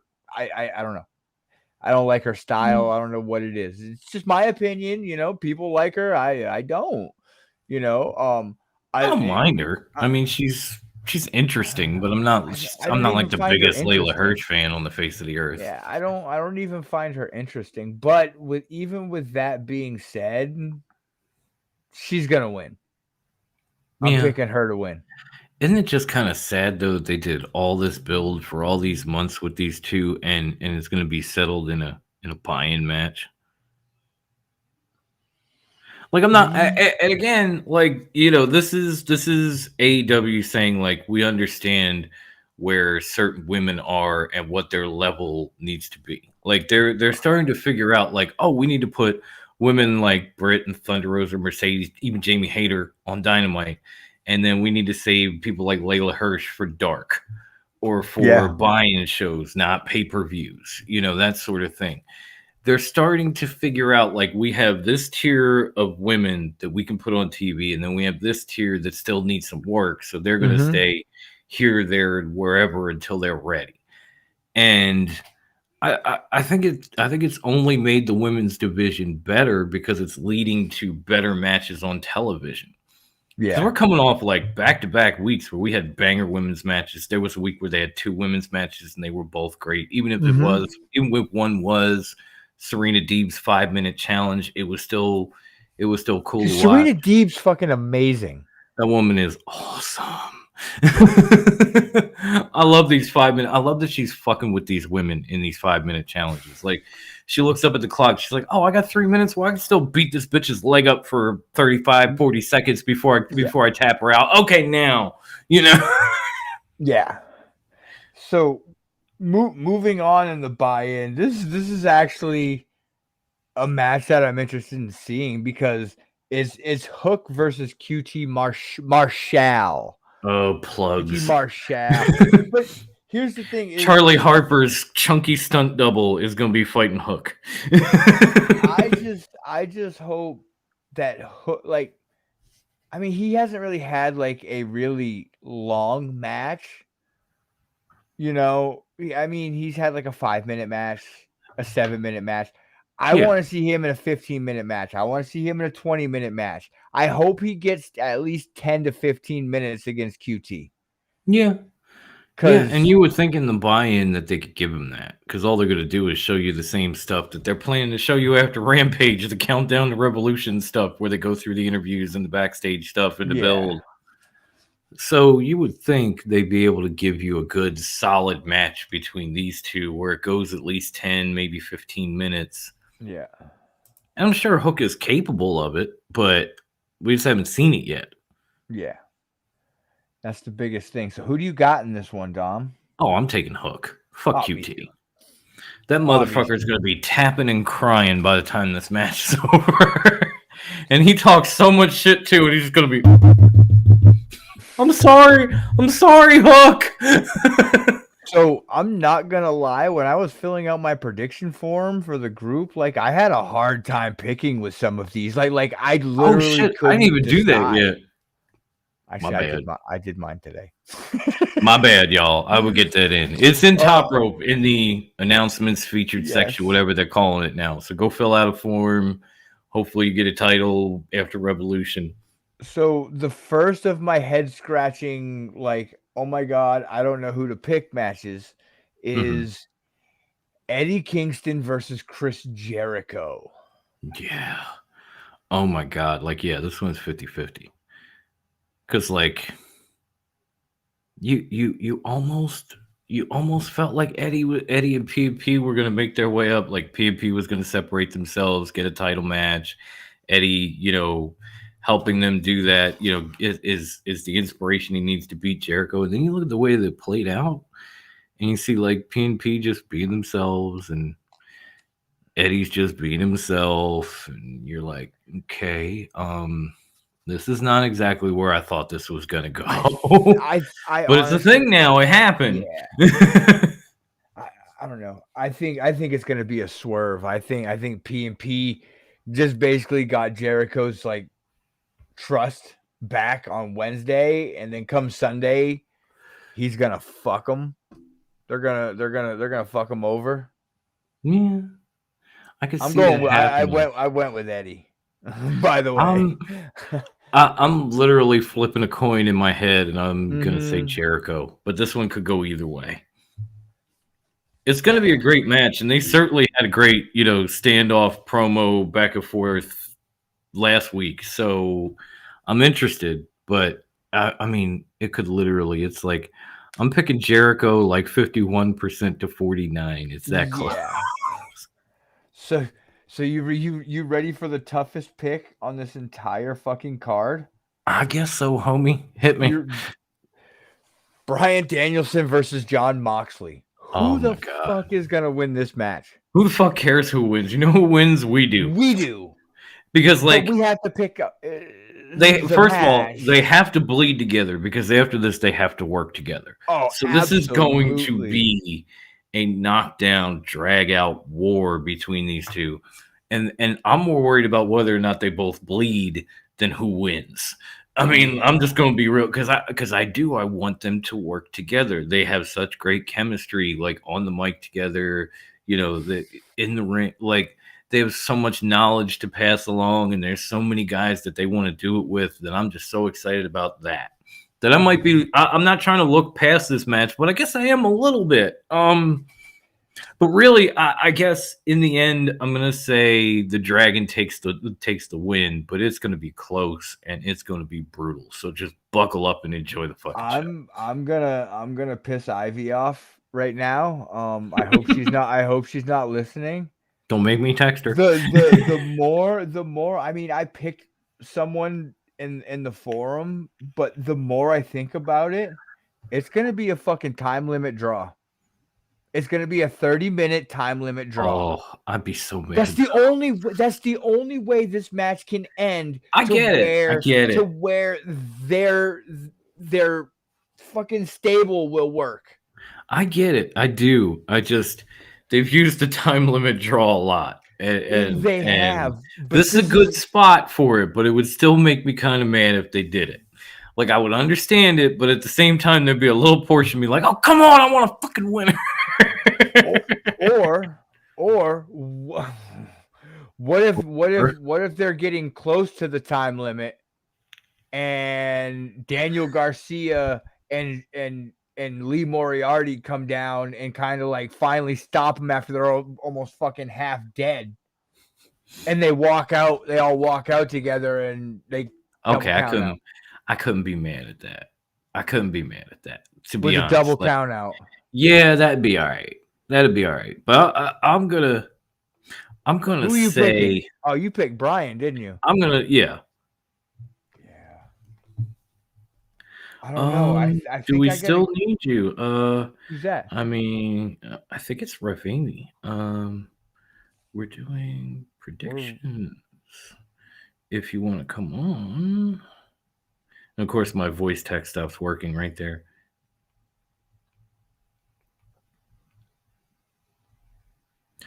But yeah, I think it's good. I'm still going with the Dragon. I really am. I think he's going to get the win here. But I do like it. That last scenario that you brought up. If that happened, I couldn't be mad. Like, I could see it, and I can't be mad about it. Yeah. We talked about the dog collar match already. So I don't understand why this is not on the buy-in match. Is the AHFO versus Sting, Darby Allin, and Sammy Guevara. Why? I don't know. Like, this is the shit that I don't get. Like Tony talks about pushing for more women's matches and stuff like that. Well, you could have put fucking Statlander up there. You could have given us 3 women's matches on a main card and put that in the fucking buy-in. Yeah, I mean, honestly, I don't get it. Like, yeah, I get they've had. Oh, she's saying text me. We might be getting another guest, folks. Who knows? Okay. Let me see. I gotta text her the link. Okay. 8 hours later. Hold on. I gotta go get a Red Bull. We're just gonna do these predictions and finish up, homie. It ain't gonna be that bad. 8 hours later. Do I still have the link? Do I? I don't, but I'll get it. Hold on 1 second. Because obviously Brucey has left me and I'm in the middle of something here. So just give me 1 sec. We're gonna try to get another another extra special guest. No, that's not what I wanted. Oh man, this show's been a hot mess. It really has, but let's see what happens. What do we get? Yeah. Oh, we got Ivan. Okay, Ivan said it should have been a triple threat for the TNT Championship instead of the trios match. Absolutely. Actually, now that I think about it, like Darby and El Idolo versus Sammy. It's tonight. That match is tonight. Well, yeah. Rampage. Well, they got a singles match. No, I think, for the TNT. Title. No, triple threat tonight on Rampage. Oh, Wrestle Kingdom 7, good one. That is literally some good shit. So we may have another special guest, folks. I'm working on it in the background. But yeah, I mean, it's you know, it's a trios match, and you know, yeah, there's some big names, and we get Sting, you know, okay. But yeah, I would have rather have been a TNT title match of some sort. Even if it was a four corners match, like Matt Hardy and El Idolo versus, you know, and Darby Allin versus Sammy for the TNT title. Like, even that would have been cool, but like the trios match just feels a little flat. I guess I'm gonna go with Sting, Darby, and Sammy just because clearly they're the ones, you know, on fire, while the Hardy family office is well, it needs to be burned down. There's a difference. It is burning down as we speak. Hopefully, we'll end up broken one of these days, preferably around May. Right?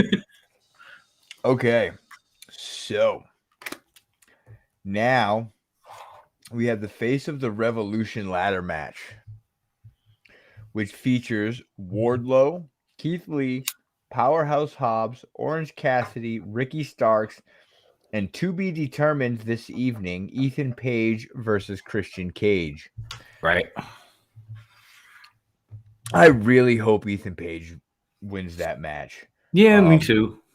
But it's going to be either Wardlow or Keith Lee that comes away with the Face of the Revolution.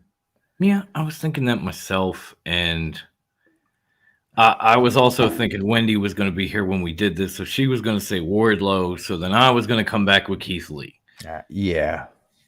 Because I think, you know, making him the face of the Revolution, giving him a shot against Sammy the match. I mean, I know, yes, Keith Lee is much bigger, but it would still be a great match, and I'd love to see that. Even if it's Wardlow, I ain't mad. I'm just afraid he's going to, you know, turn that over into God knows what.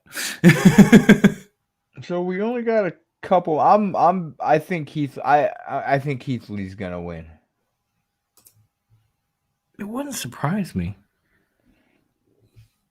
Now we have, like, do we even need to discuss this one? Like, Jade versus Ty. As much as I want Ty to win, it's not gonna happen. Oh God, you know I love Ty Conti, and she's come so far. Is winning, but Ty is still on that level where, like, she gets into the title matches and she tears the house down and she loses.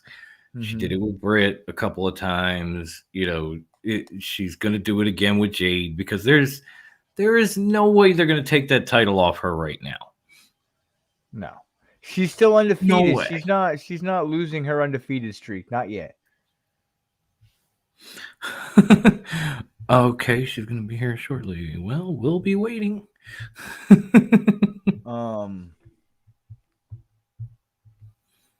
But yeah, I mean, there's no way they're gonna. What is she, like 28, 29-0 now? There's no way they're gonna stop. No, they're gonna let her undefeated streak keep going. And she's gonna go. I do like that, Mike. I do like it. AEW needs Teddy Long. Wants to show this is a 3-way tag team bull rope Mountain Dew on a pole coal miner's glove Hell in a Cell match. Playa. Whoa! You said Teddy Long. That sounded more like Vince Russo. Ha! So I love Teddy though. moving on down the card. Moving down the card. Now we have moving down. We have our tag team championship match. Our triple threat. I don't think they call it triple threat. They call it something crazy. They've got different names for stuff, and I kind of appreciate that. You have the champions Jurassic Express versus Red Dragon versus the Young Bucks. Like, I'm so disappointed that P&P's not in this match. I felt Red Dragon should have screwed the Young Bucks and had P&P win. Or even, listen, I marked the fuck out for Top Flight. I went fucking crazy when Top Flight came out. I did too. Like, I didn't know Darius was ready. I didn't know he was coming back. Because, see, again, Tony Khan didn't say shit. He just came out. Yes. And it was awesome. Yes. And it was only Darius. You know, like, it's Darius Martin. He's cool. But, like, it was a surprise. We didn't hear anything about it. We didn't know anything about it. It just fucking happened. And once it happened, it was amazing. It didn't need to be the biggest announcement or surprise in the world. It just needed to be, hey, Top Flight is back. See, Ivan agrees. Yeah, even Ivan agrees. He's over here to chat like Daniel Bryan used to be. Just yes, yeah. That's what I'm saying. Like it was a cool moment. We knew nothing about it. Tony Khan didn't say shit, and it went off beautifully. That's the way it needs to happen, Tony. So, who do you got in this? Like, do you think... I don't know what's happened in AEW because we used to see the champions wrestle. I guess because the roster's gotten bigger, they can do this now with their champions. But the champions used to wrestle like either every week or every other week on Dynamite. Now, well, I think it's twofold.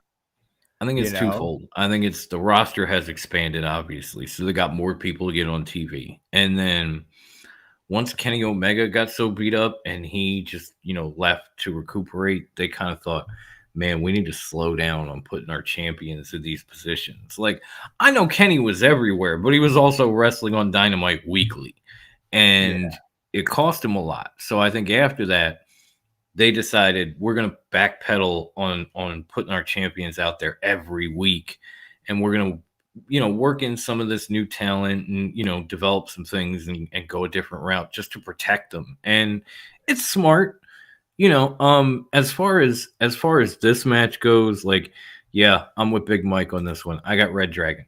Goddamn Red Dragon all day. I think they screw the Bucks. They win the titles. And then that's where this swerve comes. Like, it should have happened on Dynamite, but it's probably going to happen at Revolution. And then we're going to get the fallout from there. And eventually, I think we might be seeing the end of Jurassic Express as a tag team, to be honest with you. I don't know. Like, it's like, I like Luchasaurus, but it's like they don't know what to do with him. Seriously, they don't know what to do with him. You're right. Jungle Boy's a fucking star on his own. Yeah. He's proved it. Yeah. They don't know what to do with Luchasaurus. And that's why they're in the tag team. Since they've been basically a tag team since the creation of AEW, people think like, oh, well, they've been a team. No, they were never a team anywhere else. They just came to AEW and Tony Khan went, you're a tag team now. Kind of pulled the WWE thing where they just take two guys and it's like, okay, you're a team, go. You're going to be champions next week. And it was sort of like that at the inception. So Luchasaurus is definitely better as a singles competitor. Jungle Boy is already a star. I don't care what you say about it. Like, tag team, yeah, of course. But singles, he's had some great matches. People love him. He could be out on his own. He could have been out on his own 6 months ago. Yeah. So I think, as Brucey had said, Jurassic Express wasn't even supposed to be tag team champions. It's Phoenix getting injured in that match prompted them to become tag team champions, and they've done a good job with it. You have to commend them for taking up, for taking the mantle in a shitty situation and working with it. But You need a real tag team to hold down that tag team division. And Red Dragon is a real fucking tag team, y'all. Yeah, because the Young Bucks don't need to be winning the fucking tag titles again. No, not yet. Not at this point. No, they need to give the titles to somebody else. Oh, I've been saying that Red Dragon will win, and Cage turns heel on Jurassic Express. Wait, it says she's waiting.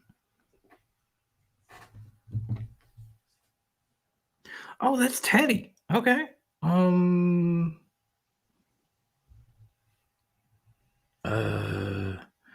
I've clicked join like 12 times. I don't know, bro. I'm trying to figure out what you did wrong here.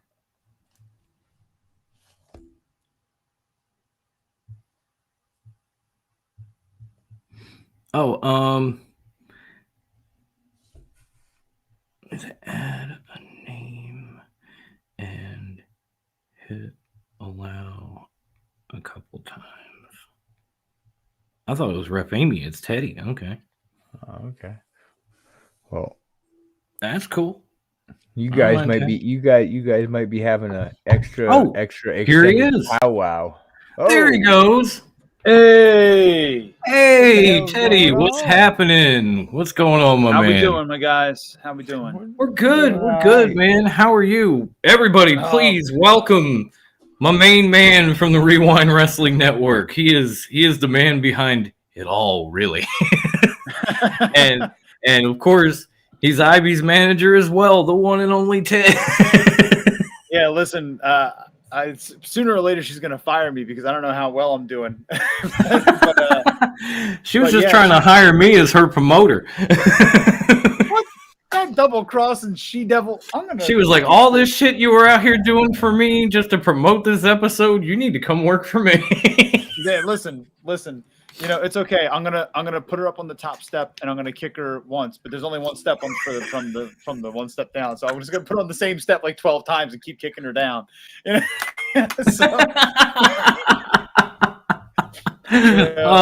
My man. No, it is so good to see you. That's my wrestling wife right there, you know. Yeah, we were talking about that too. Like that's the wrestling like she said something about you and I was like, oh, he's a good wrestling hubby. Oh, she was talking about the last trip to Nashville, how at rest stops you were like cracking her back and doing all these things to help her, and I was like, oh, what a good work hubby. Yeah, I try, man. I try. I can't always be in three places at once. I've got like my work wife, I've got my wrestling wife, I've got my shoot wife, and my shoot wife's like, hey, as long as you're not banging the other two wives, I'm good. And, like, it's all we're cool. Crazy, man. As long as the other two are kayfabe, we're good. Exactly. There better be no shooting with the other wife. I don't know, man. Listen, April's coming quick, brother. April's coming quick, and that first weekend, WrestleMania weekend, the whole Rewind crew is converging here in Philly. And I heard. I'm gonna be so jealous. I'm gonna have to come up for that. Bro, you're always welcome, my friend. You were always welcome. Thank you, brother. Thank you, brother. Oh yeah. But yeah, we were. Fuck you. Hey, fuck you, right here. Fuck you. Hey. So somewhere I got that Jason Kelsey song. I'm gonna play it right now.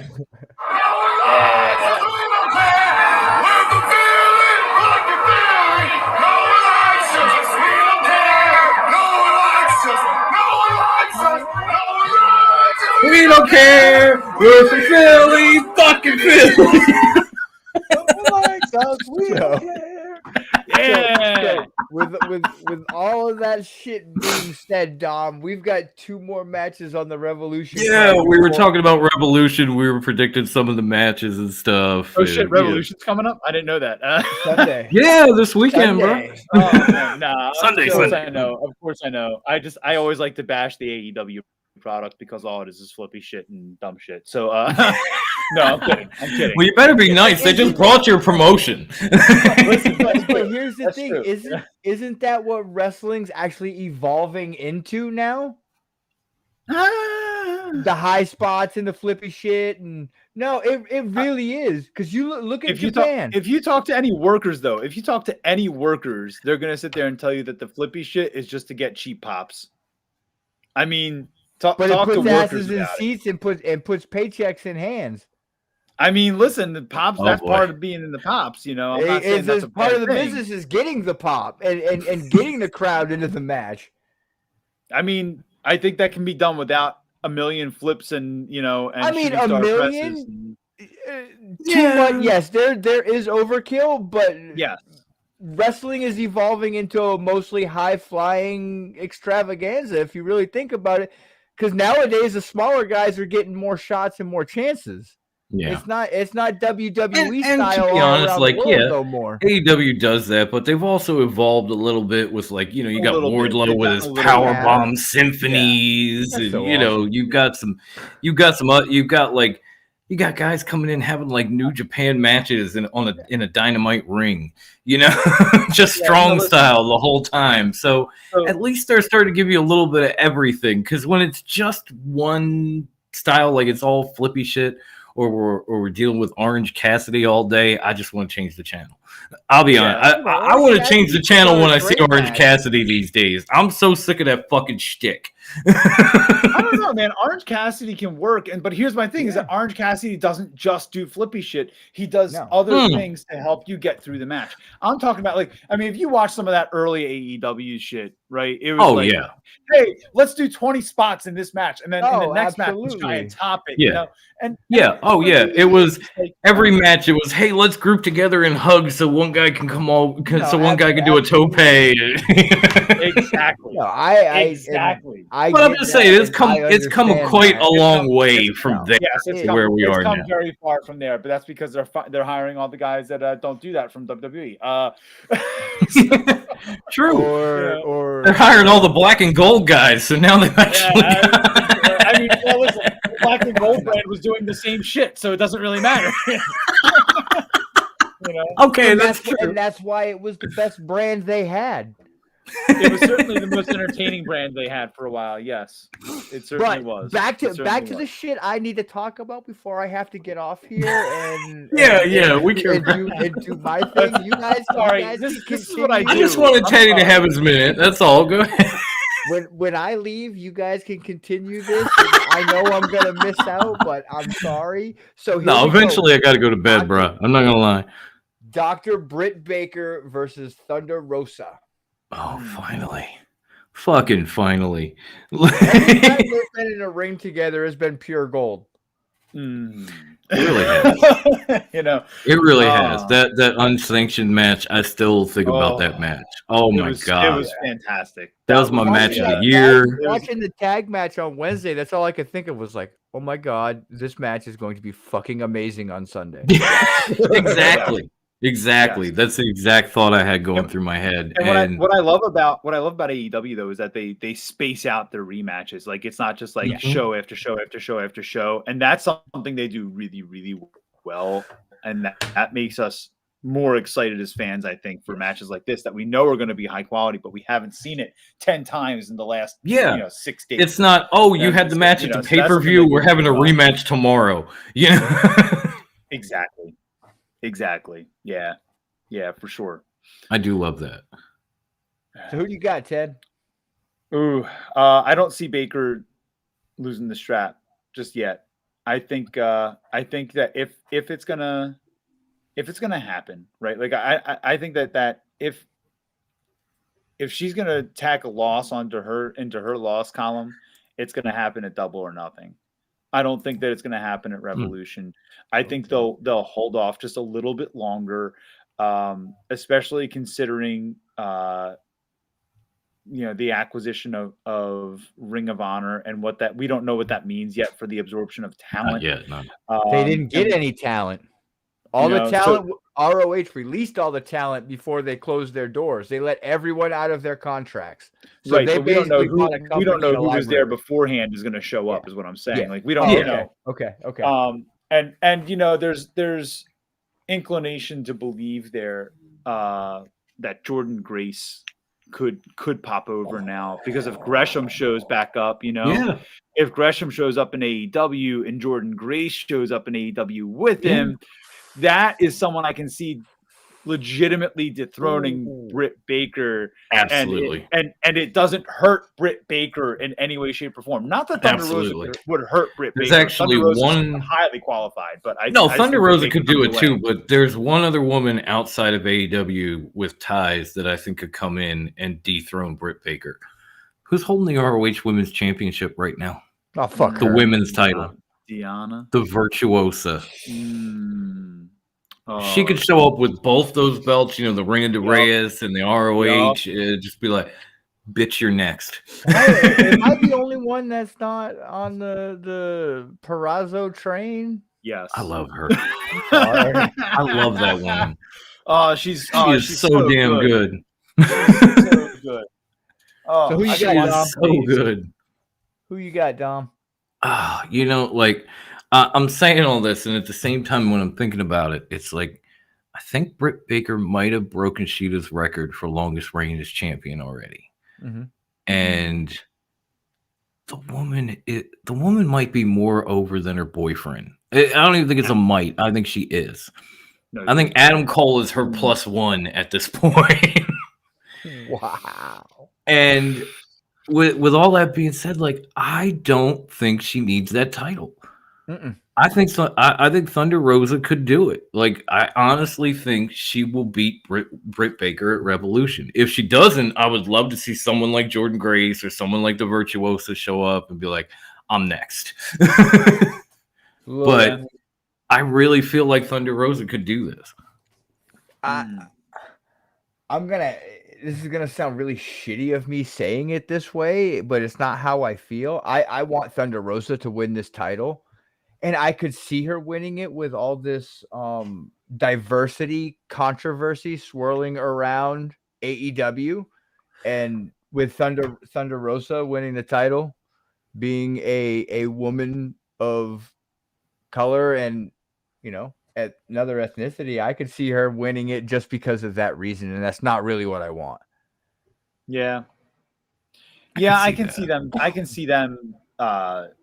I don't want to call it backpedaling, but I don't know what other phrase to use, but I can see them kind of using that as their scapegoat. You know what I mean? To say, hey, well, listen, we have because we have diversity.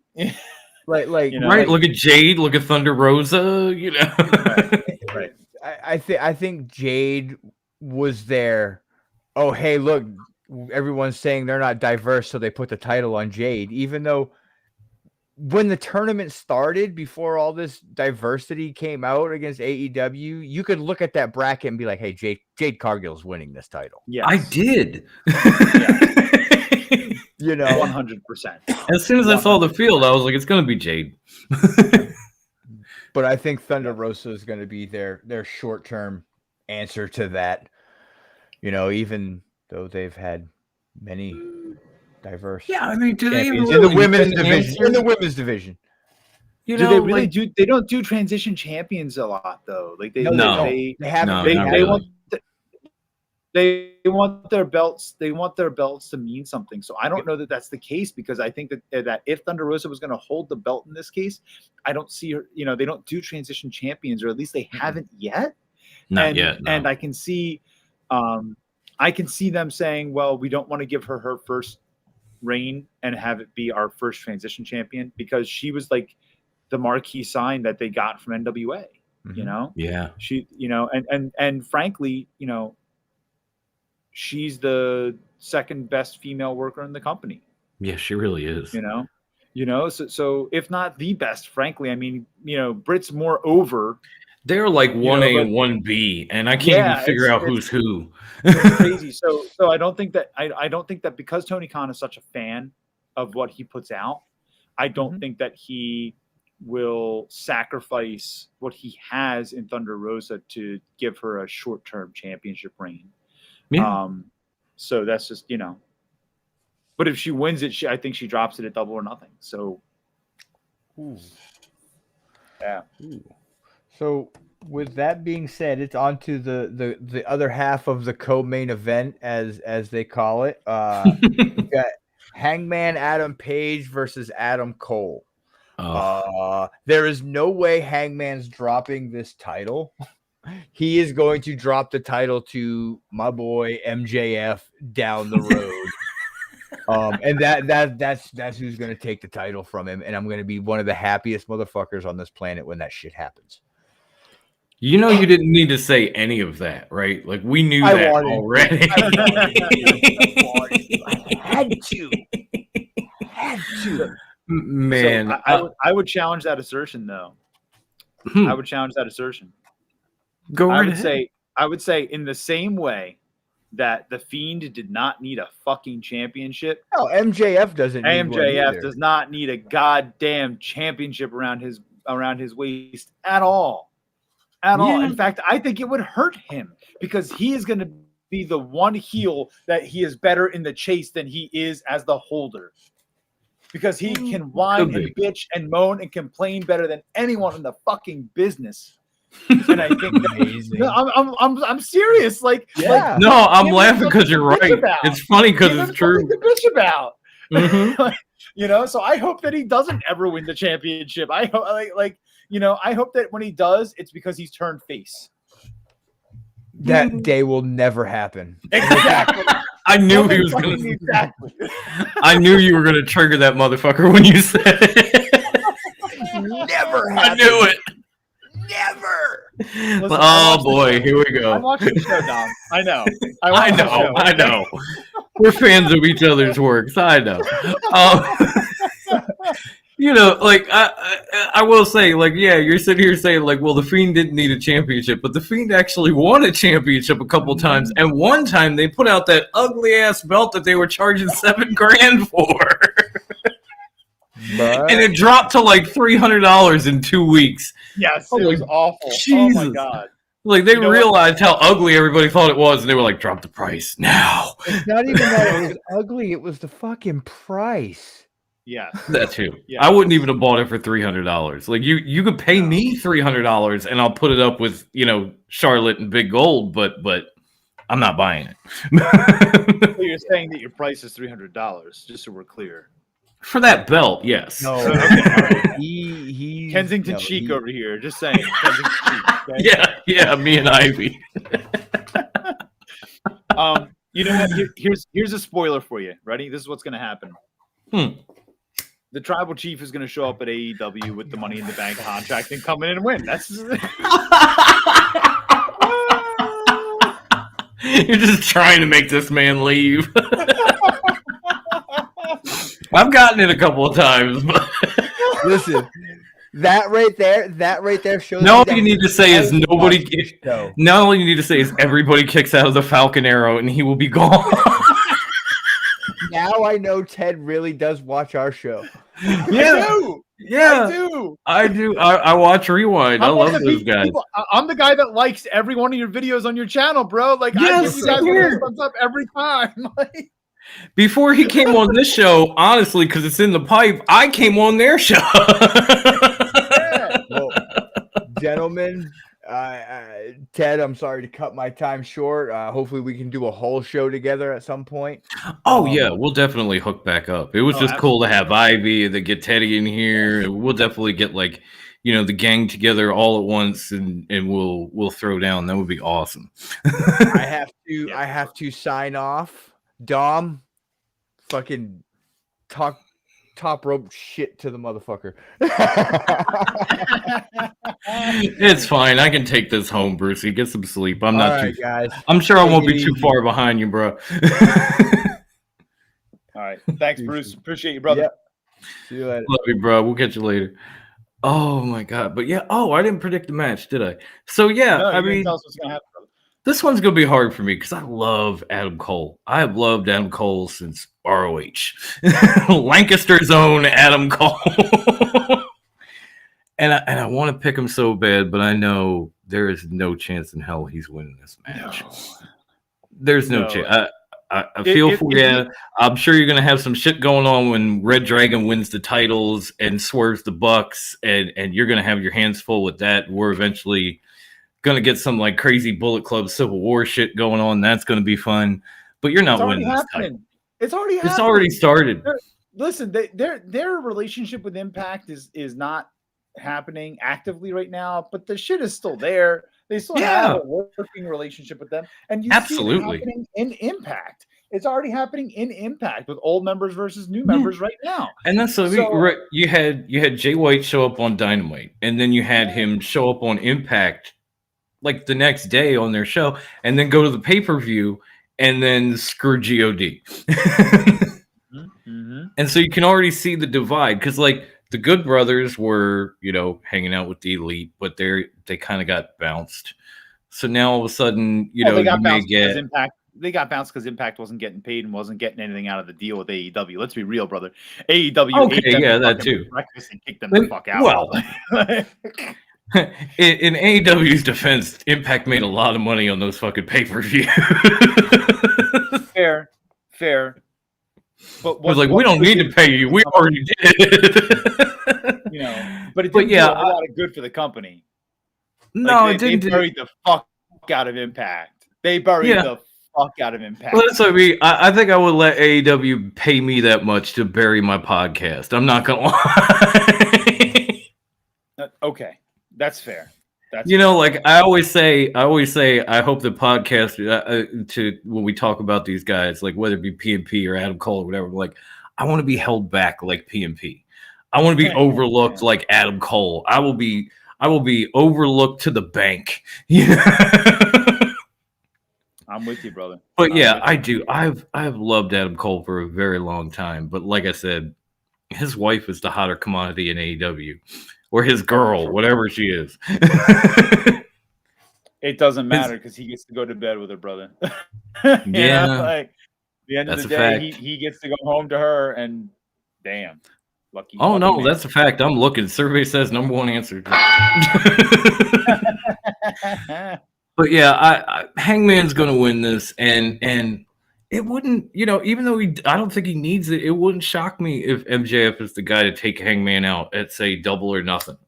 But I'm interested because, like, we're talking about, at Jay White moving around, and then Impact's already got an ROH click in it, and now ROH is Tony Khan. So, like, how is this all going to pair together? How it will this pair together? Like, will we get, the guys from Honor No More coming back to Ring of Honor? Will we get more AEW guys in Impact? Will we get vice versa? Or is this just, hey, we bought ROH and we're going to put our dark talent on it. Have fun, guys. See you at the pay-per-view. You want me to buy this? You want me to pay for something you give away free twice a week? Right. So someone tweeted, I forget who it was, or else I would credit them, but someone tweeted today, AEW now has 2 developmental brands, Ring of Honor and NXT. So, they're not wrong at all. They're not fucking if you were black and gold, you can still be black and gold in AEW. That's right. Exactly. Fucking exactly, brother. It's like I'm laughing about it, but at the same time, it fucking works. Like to see Keith Lee back in his real gear, and even he was pointing to it, like, look. To see Adam Cole being Adam Cole somewhere instead of whatever the hell they were talking about on main roster, like, heel manager and all this other shit. It's like, okay, yes, this works. This is cool. To see Red Dragon back, I mean, it's amazing. It's absolutely amazing. So I'm knocking them because they're taking everybody from NXT, but at the same time, it works. Yep. You beat them, and then you took all their talent. It's the one thing that billionaire Ted couldn't do. He took all the talent, but he didn't really beat them. This is WWE in reverse. When they beat WCW, they took everybody. Now it's we beat the shit out of NXT. We're taking all your talent. Come this way. Follow us. Well, here's the other side of that coin, though. I don't know, man. I feel like AEW is doing a great job of picking up certain talent and not picking up other talent, which is important because, some of that talent was let go for a reason. Mm-hmm. Some of it was let go for a reason. It's not putting asses in seats. And Cuz would say, all these motherfuckers look the same. Mm-hmm. They all look the same. Ain't nothing about them different. They all come out there and do their flippy shit. And they all go out there and get all their spots in. And they don't sell for anybody. And it's so funny because as you're talking, I'm just thinking of Leo Rush. That's the only Yeah. guy popping in my head. Yeah, like They signed him twice. they said it twice. Why? Why? And he was there for a cup of coffee both times. Yeah. Both times. I mean, the second stint was a little longer, but not by much. But he wrestled like one time. He did. He ran around with Dante Martin for a while. They wrestled one match and then gone.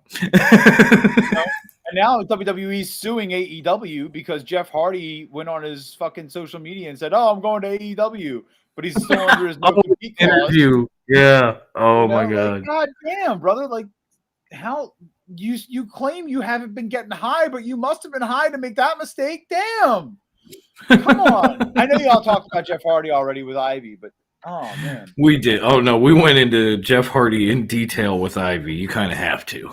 Yeah, well, I mean, she was probably getting a little humid in there. I mean, I know whenever she starts talking about Jeff Hardy, she starts fanning herself. Oh yeah, down. she even offered the bed. You know, He's like, I got to stand up for a second. You know, like That He's like, Jeff Hardy, I got a place for you to be. Pointing at the bed. I'm like, one night only. Yep. One Night Stand, 2005, baby. One Night Stand, 2005. You know. Oddly enough, that's what we reviewed this week. That. There you go. Oh, good show. That's coming out. That's coming out on Monday.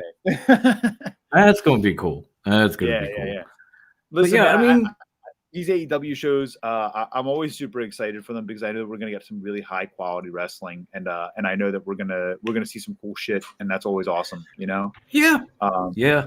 Yeah, but at the end of the day, it's like, do I want to pay $60 for a pay-per-view when I have become accustomed to not paying anything additional for a pay-per-view for a very long time? Now the insider information that I've gotten is that AEW is very close to announcing a partnership with HBO Max. Yeah, we were talking about that. You know, and if AEW is signed with HBO Max, and that's going to be the home for their network, and they're going to have their 3 years of AEW footage plus the 20 years of Ring of Honor footage that they just bought from the tape library, you know, and that's going to be their network for right now. It's going to be hosted on HBO Max. Maybe we start getting pay-per-views if you're subscribed to HBO Max.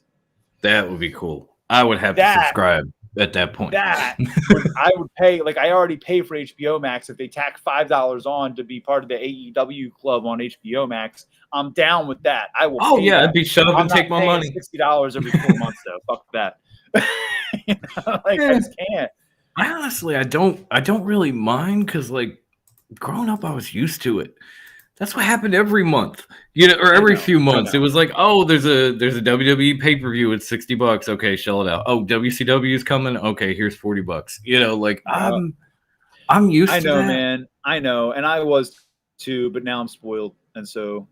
And you know, it's like, you know, AEW they give you these shows that you look at the card and you're like, man, there's not one bad match. Like I don't have a piss break in this. I don't have anything. Well, like this is just one after the other. Okay, I'm here for this. Let's go. I mean, you have the exploding barbed wire match. Well, yeah. Up to the finish, it was good. But it was a good match until that ending. That's you know. Then it went off the rails for whatever reason. I'm just gonna leave it there, brother. Just I still don't know. I've been trying to figure that out since the day it happened. yeah. But yeah, man, I'm excited to see what happens on this show, brother. And yeah, I'm definitely excited for this. I think it's gonna be a cool run. I think it'll be a very cool run. Oh, wait a minute. Oh, Brian's telling us the TNT triple threat match. Like, oh yeah, Rampage started already, didn't it? Oh yeah. Well, you know Sammy's winning. He ain't losing that title tonight, not going into the pay-per-view. But yeah, I mean it should be a good show. I'm excited for it. This has definitely been a good show. It's been long, but it's been good. Yeah, sorry I had trouble logging in there, brother. It's working on 12-year-old technology here, so nah, it's okay, dude. No worries. Even I have trouble getting back into this thing sometimes. It's like, why won't you take my code? Fuck you. I have totally been there myself, and I use this every week, so I don't blame you at all. But I do appreciate you showing up. I definitely appreciate Ivy coming through, and you guys kind of filled in for Grandma this week because she had to drop out at the last minute. She was like, "Oh, my husband and I are going to go look at this house we've been interested in for a while. We gotta. I won't make it." Like 10 minutes before the show, I was like, "Oh, okay. Well, at least we got Ivy." And then Ivy left. It's like, all right, well, I guess it's just us. And then you showed up.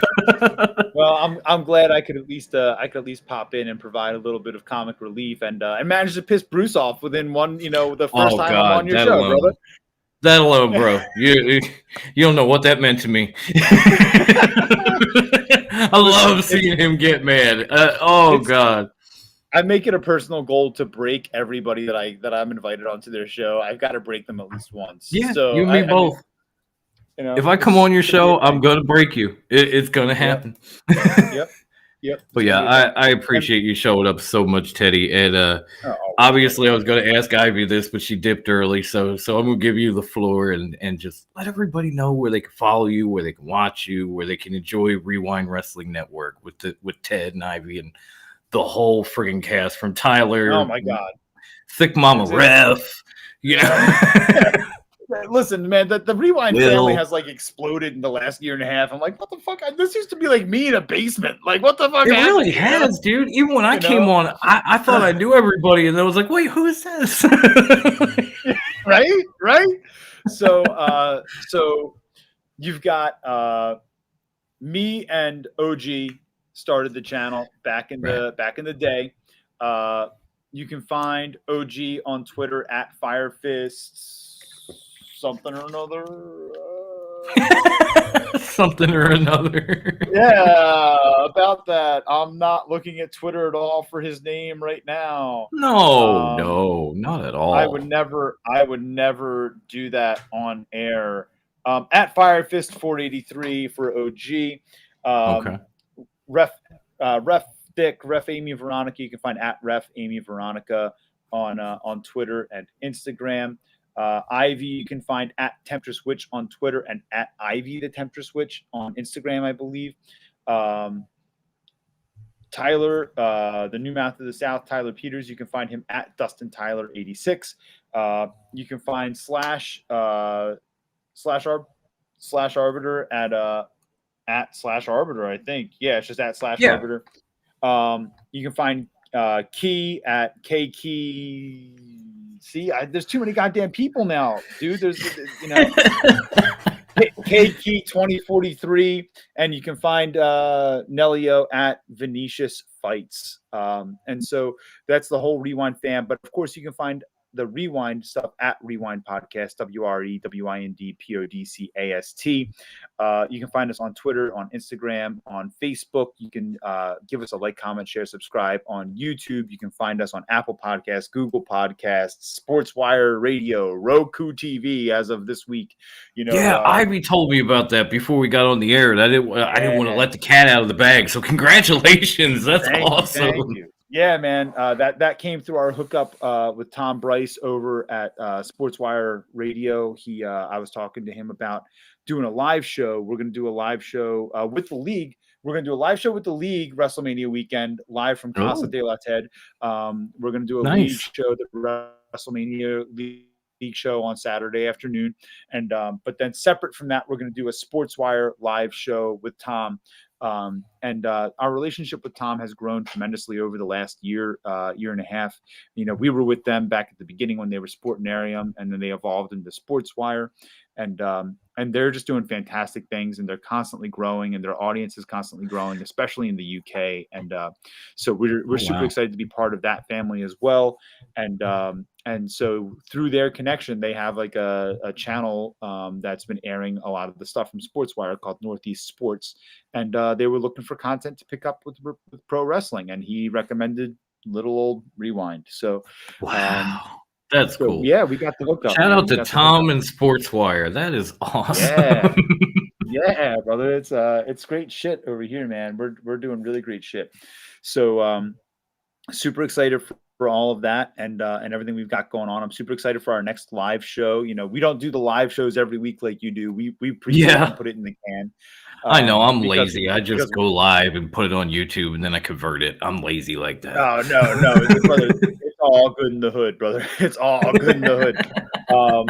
It's just easier for us to put it in the can and edit it and put it out a couple of days later. And but we do a live show for the big 4 pay-per-views every year, and so we're doing multiple live shows WrestleMania weekend on Saturday afternoon. So we're looking forward to that and to having you guys all join us from the Top Rope fam, you know, on the League Show, man. It's gonna be a great time.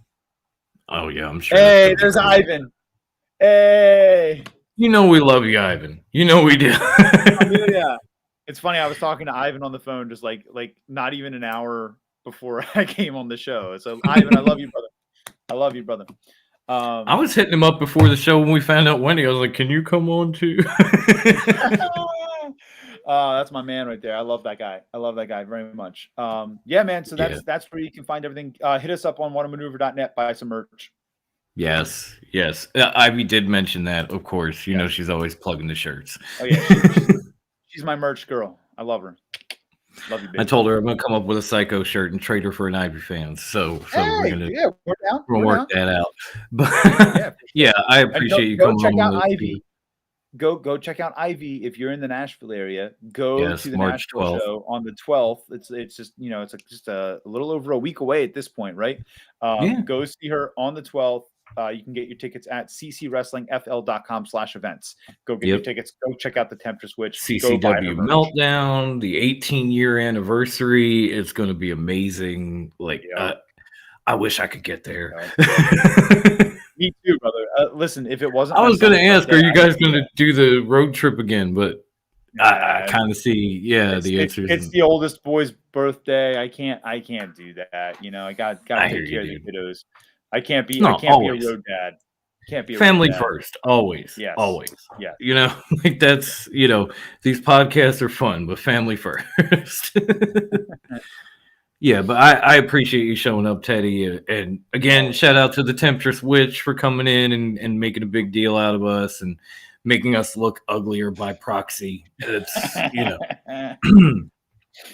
But you can catch all things Top Rope on social media, on Twitter at Top Rope WT. You can search for Top Rope Wrestling Talk on Facebook. We have a public group and a podcast page. Just invite yourself to one like the other. I'm losing my voice. This is awesome. And of course, you can always find us at the PWI Lifetime Achievement Award winner for worst Instagram handle ever, which is at top_rope_wrestling_talk. It's the worst, and we're rolling with it. And it's gotten us this far. God bless. So, yeah. God bless. And we are available wherever podcasts are distributed. If you want one-stop shopping, anchor.fm/TRWT. You'll see all our episodes there, at least all that aren't YouTube exclusives. You will also see all our platforms. So if you want to listen to us on iTunes or Spotify or iHeartRadio or wherever, you can just click the link, follow that. But definitely follow us, rate us, share us, review us, give us good shit. Even if you talk shit about us, we use it on the show. So whatever you give us, we're gonna fucking use it. If you talk trash, we're gonna come on here and tell you to go fuck yourself. So do that. And if you are listening to us out there, where have you been? You could be in these live chats like Brian and Ivan and Mike and a laundry list of people tonight. All you got to do is come to TRWT parentheses a Fox Den John. JAWN. It's a Philly thing because it's my thing. I made it. I run it. I own it. And you will see. We're from Philly. We don't care. Exactly. And you will see every episode of Top Rope, including the exclusives. You will see all the episodes of the new Sports Syndicate podcast with me and Nick and a rotating group of other league hosts like Ivan or Bruce. Or last week we had Dan from Cage My IQ and Fighters First. You name it. Subscribe there, ring the bell. So when we do have these live streams and when we do have Ivy back, or when we get the Rewind gang to show up, you can be the first to know. You can show up in this live chat, talk your shit, ask your questions, do whatever you want to do. And so for finally, after I don't even know how long. What, 2 solid hours live on YouTube? We have reached the end of this. So everybody stay safe out there. Enjoy wrestling. If it's not your cup of tea, let somebody else drink it. And get your tickets for CCW Meltdown, damn it. Fucking and follow them, CCW Alive Wrestling on YouTube. They do a weekly show. It's amazing. Do that too. Yeah. You might hear my ugly voice on there sometimes. Sometimes, yeah. Yeah, but it's fun either way. Even if Ted's fucking it up, it's fun. Even if I'm just shitting all over Amy for an entire show, it's okay. You know, it's still fun. So everybody, thank you. We will catch you next week. Everybody stay safe. Have a great weekend. Enjoy Revolution, Sacrifice, whatever the fuck floats your boat. All of the above. I don't care. We'll catch you next week, guys.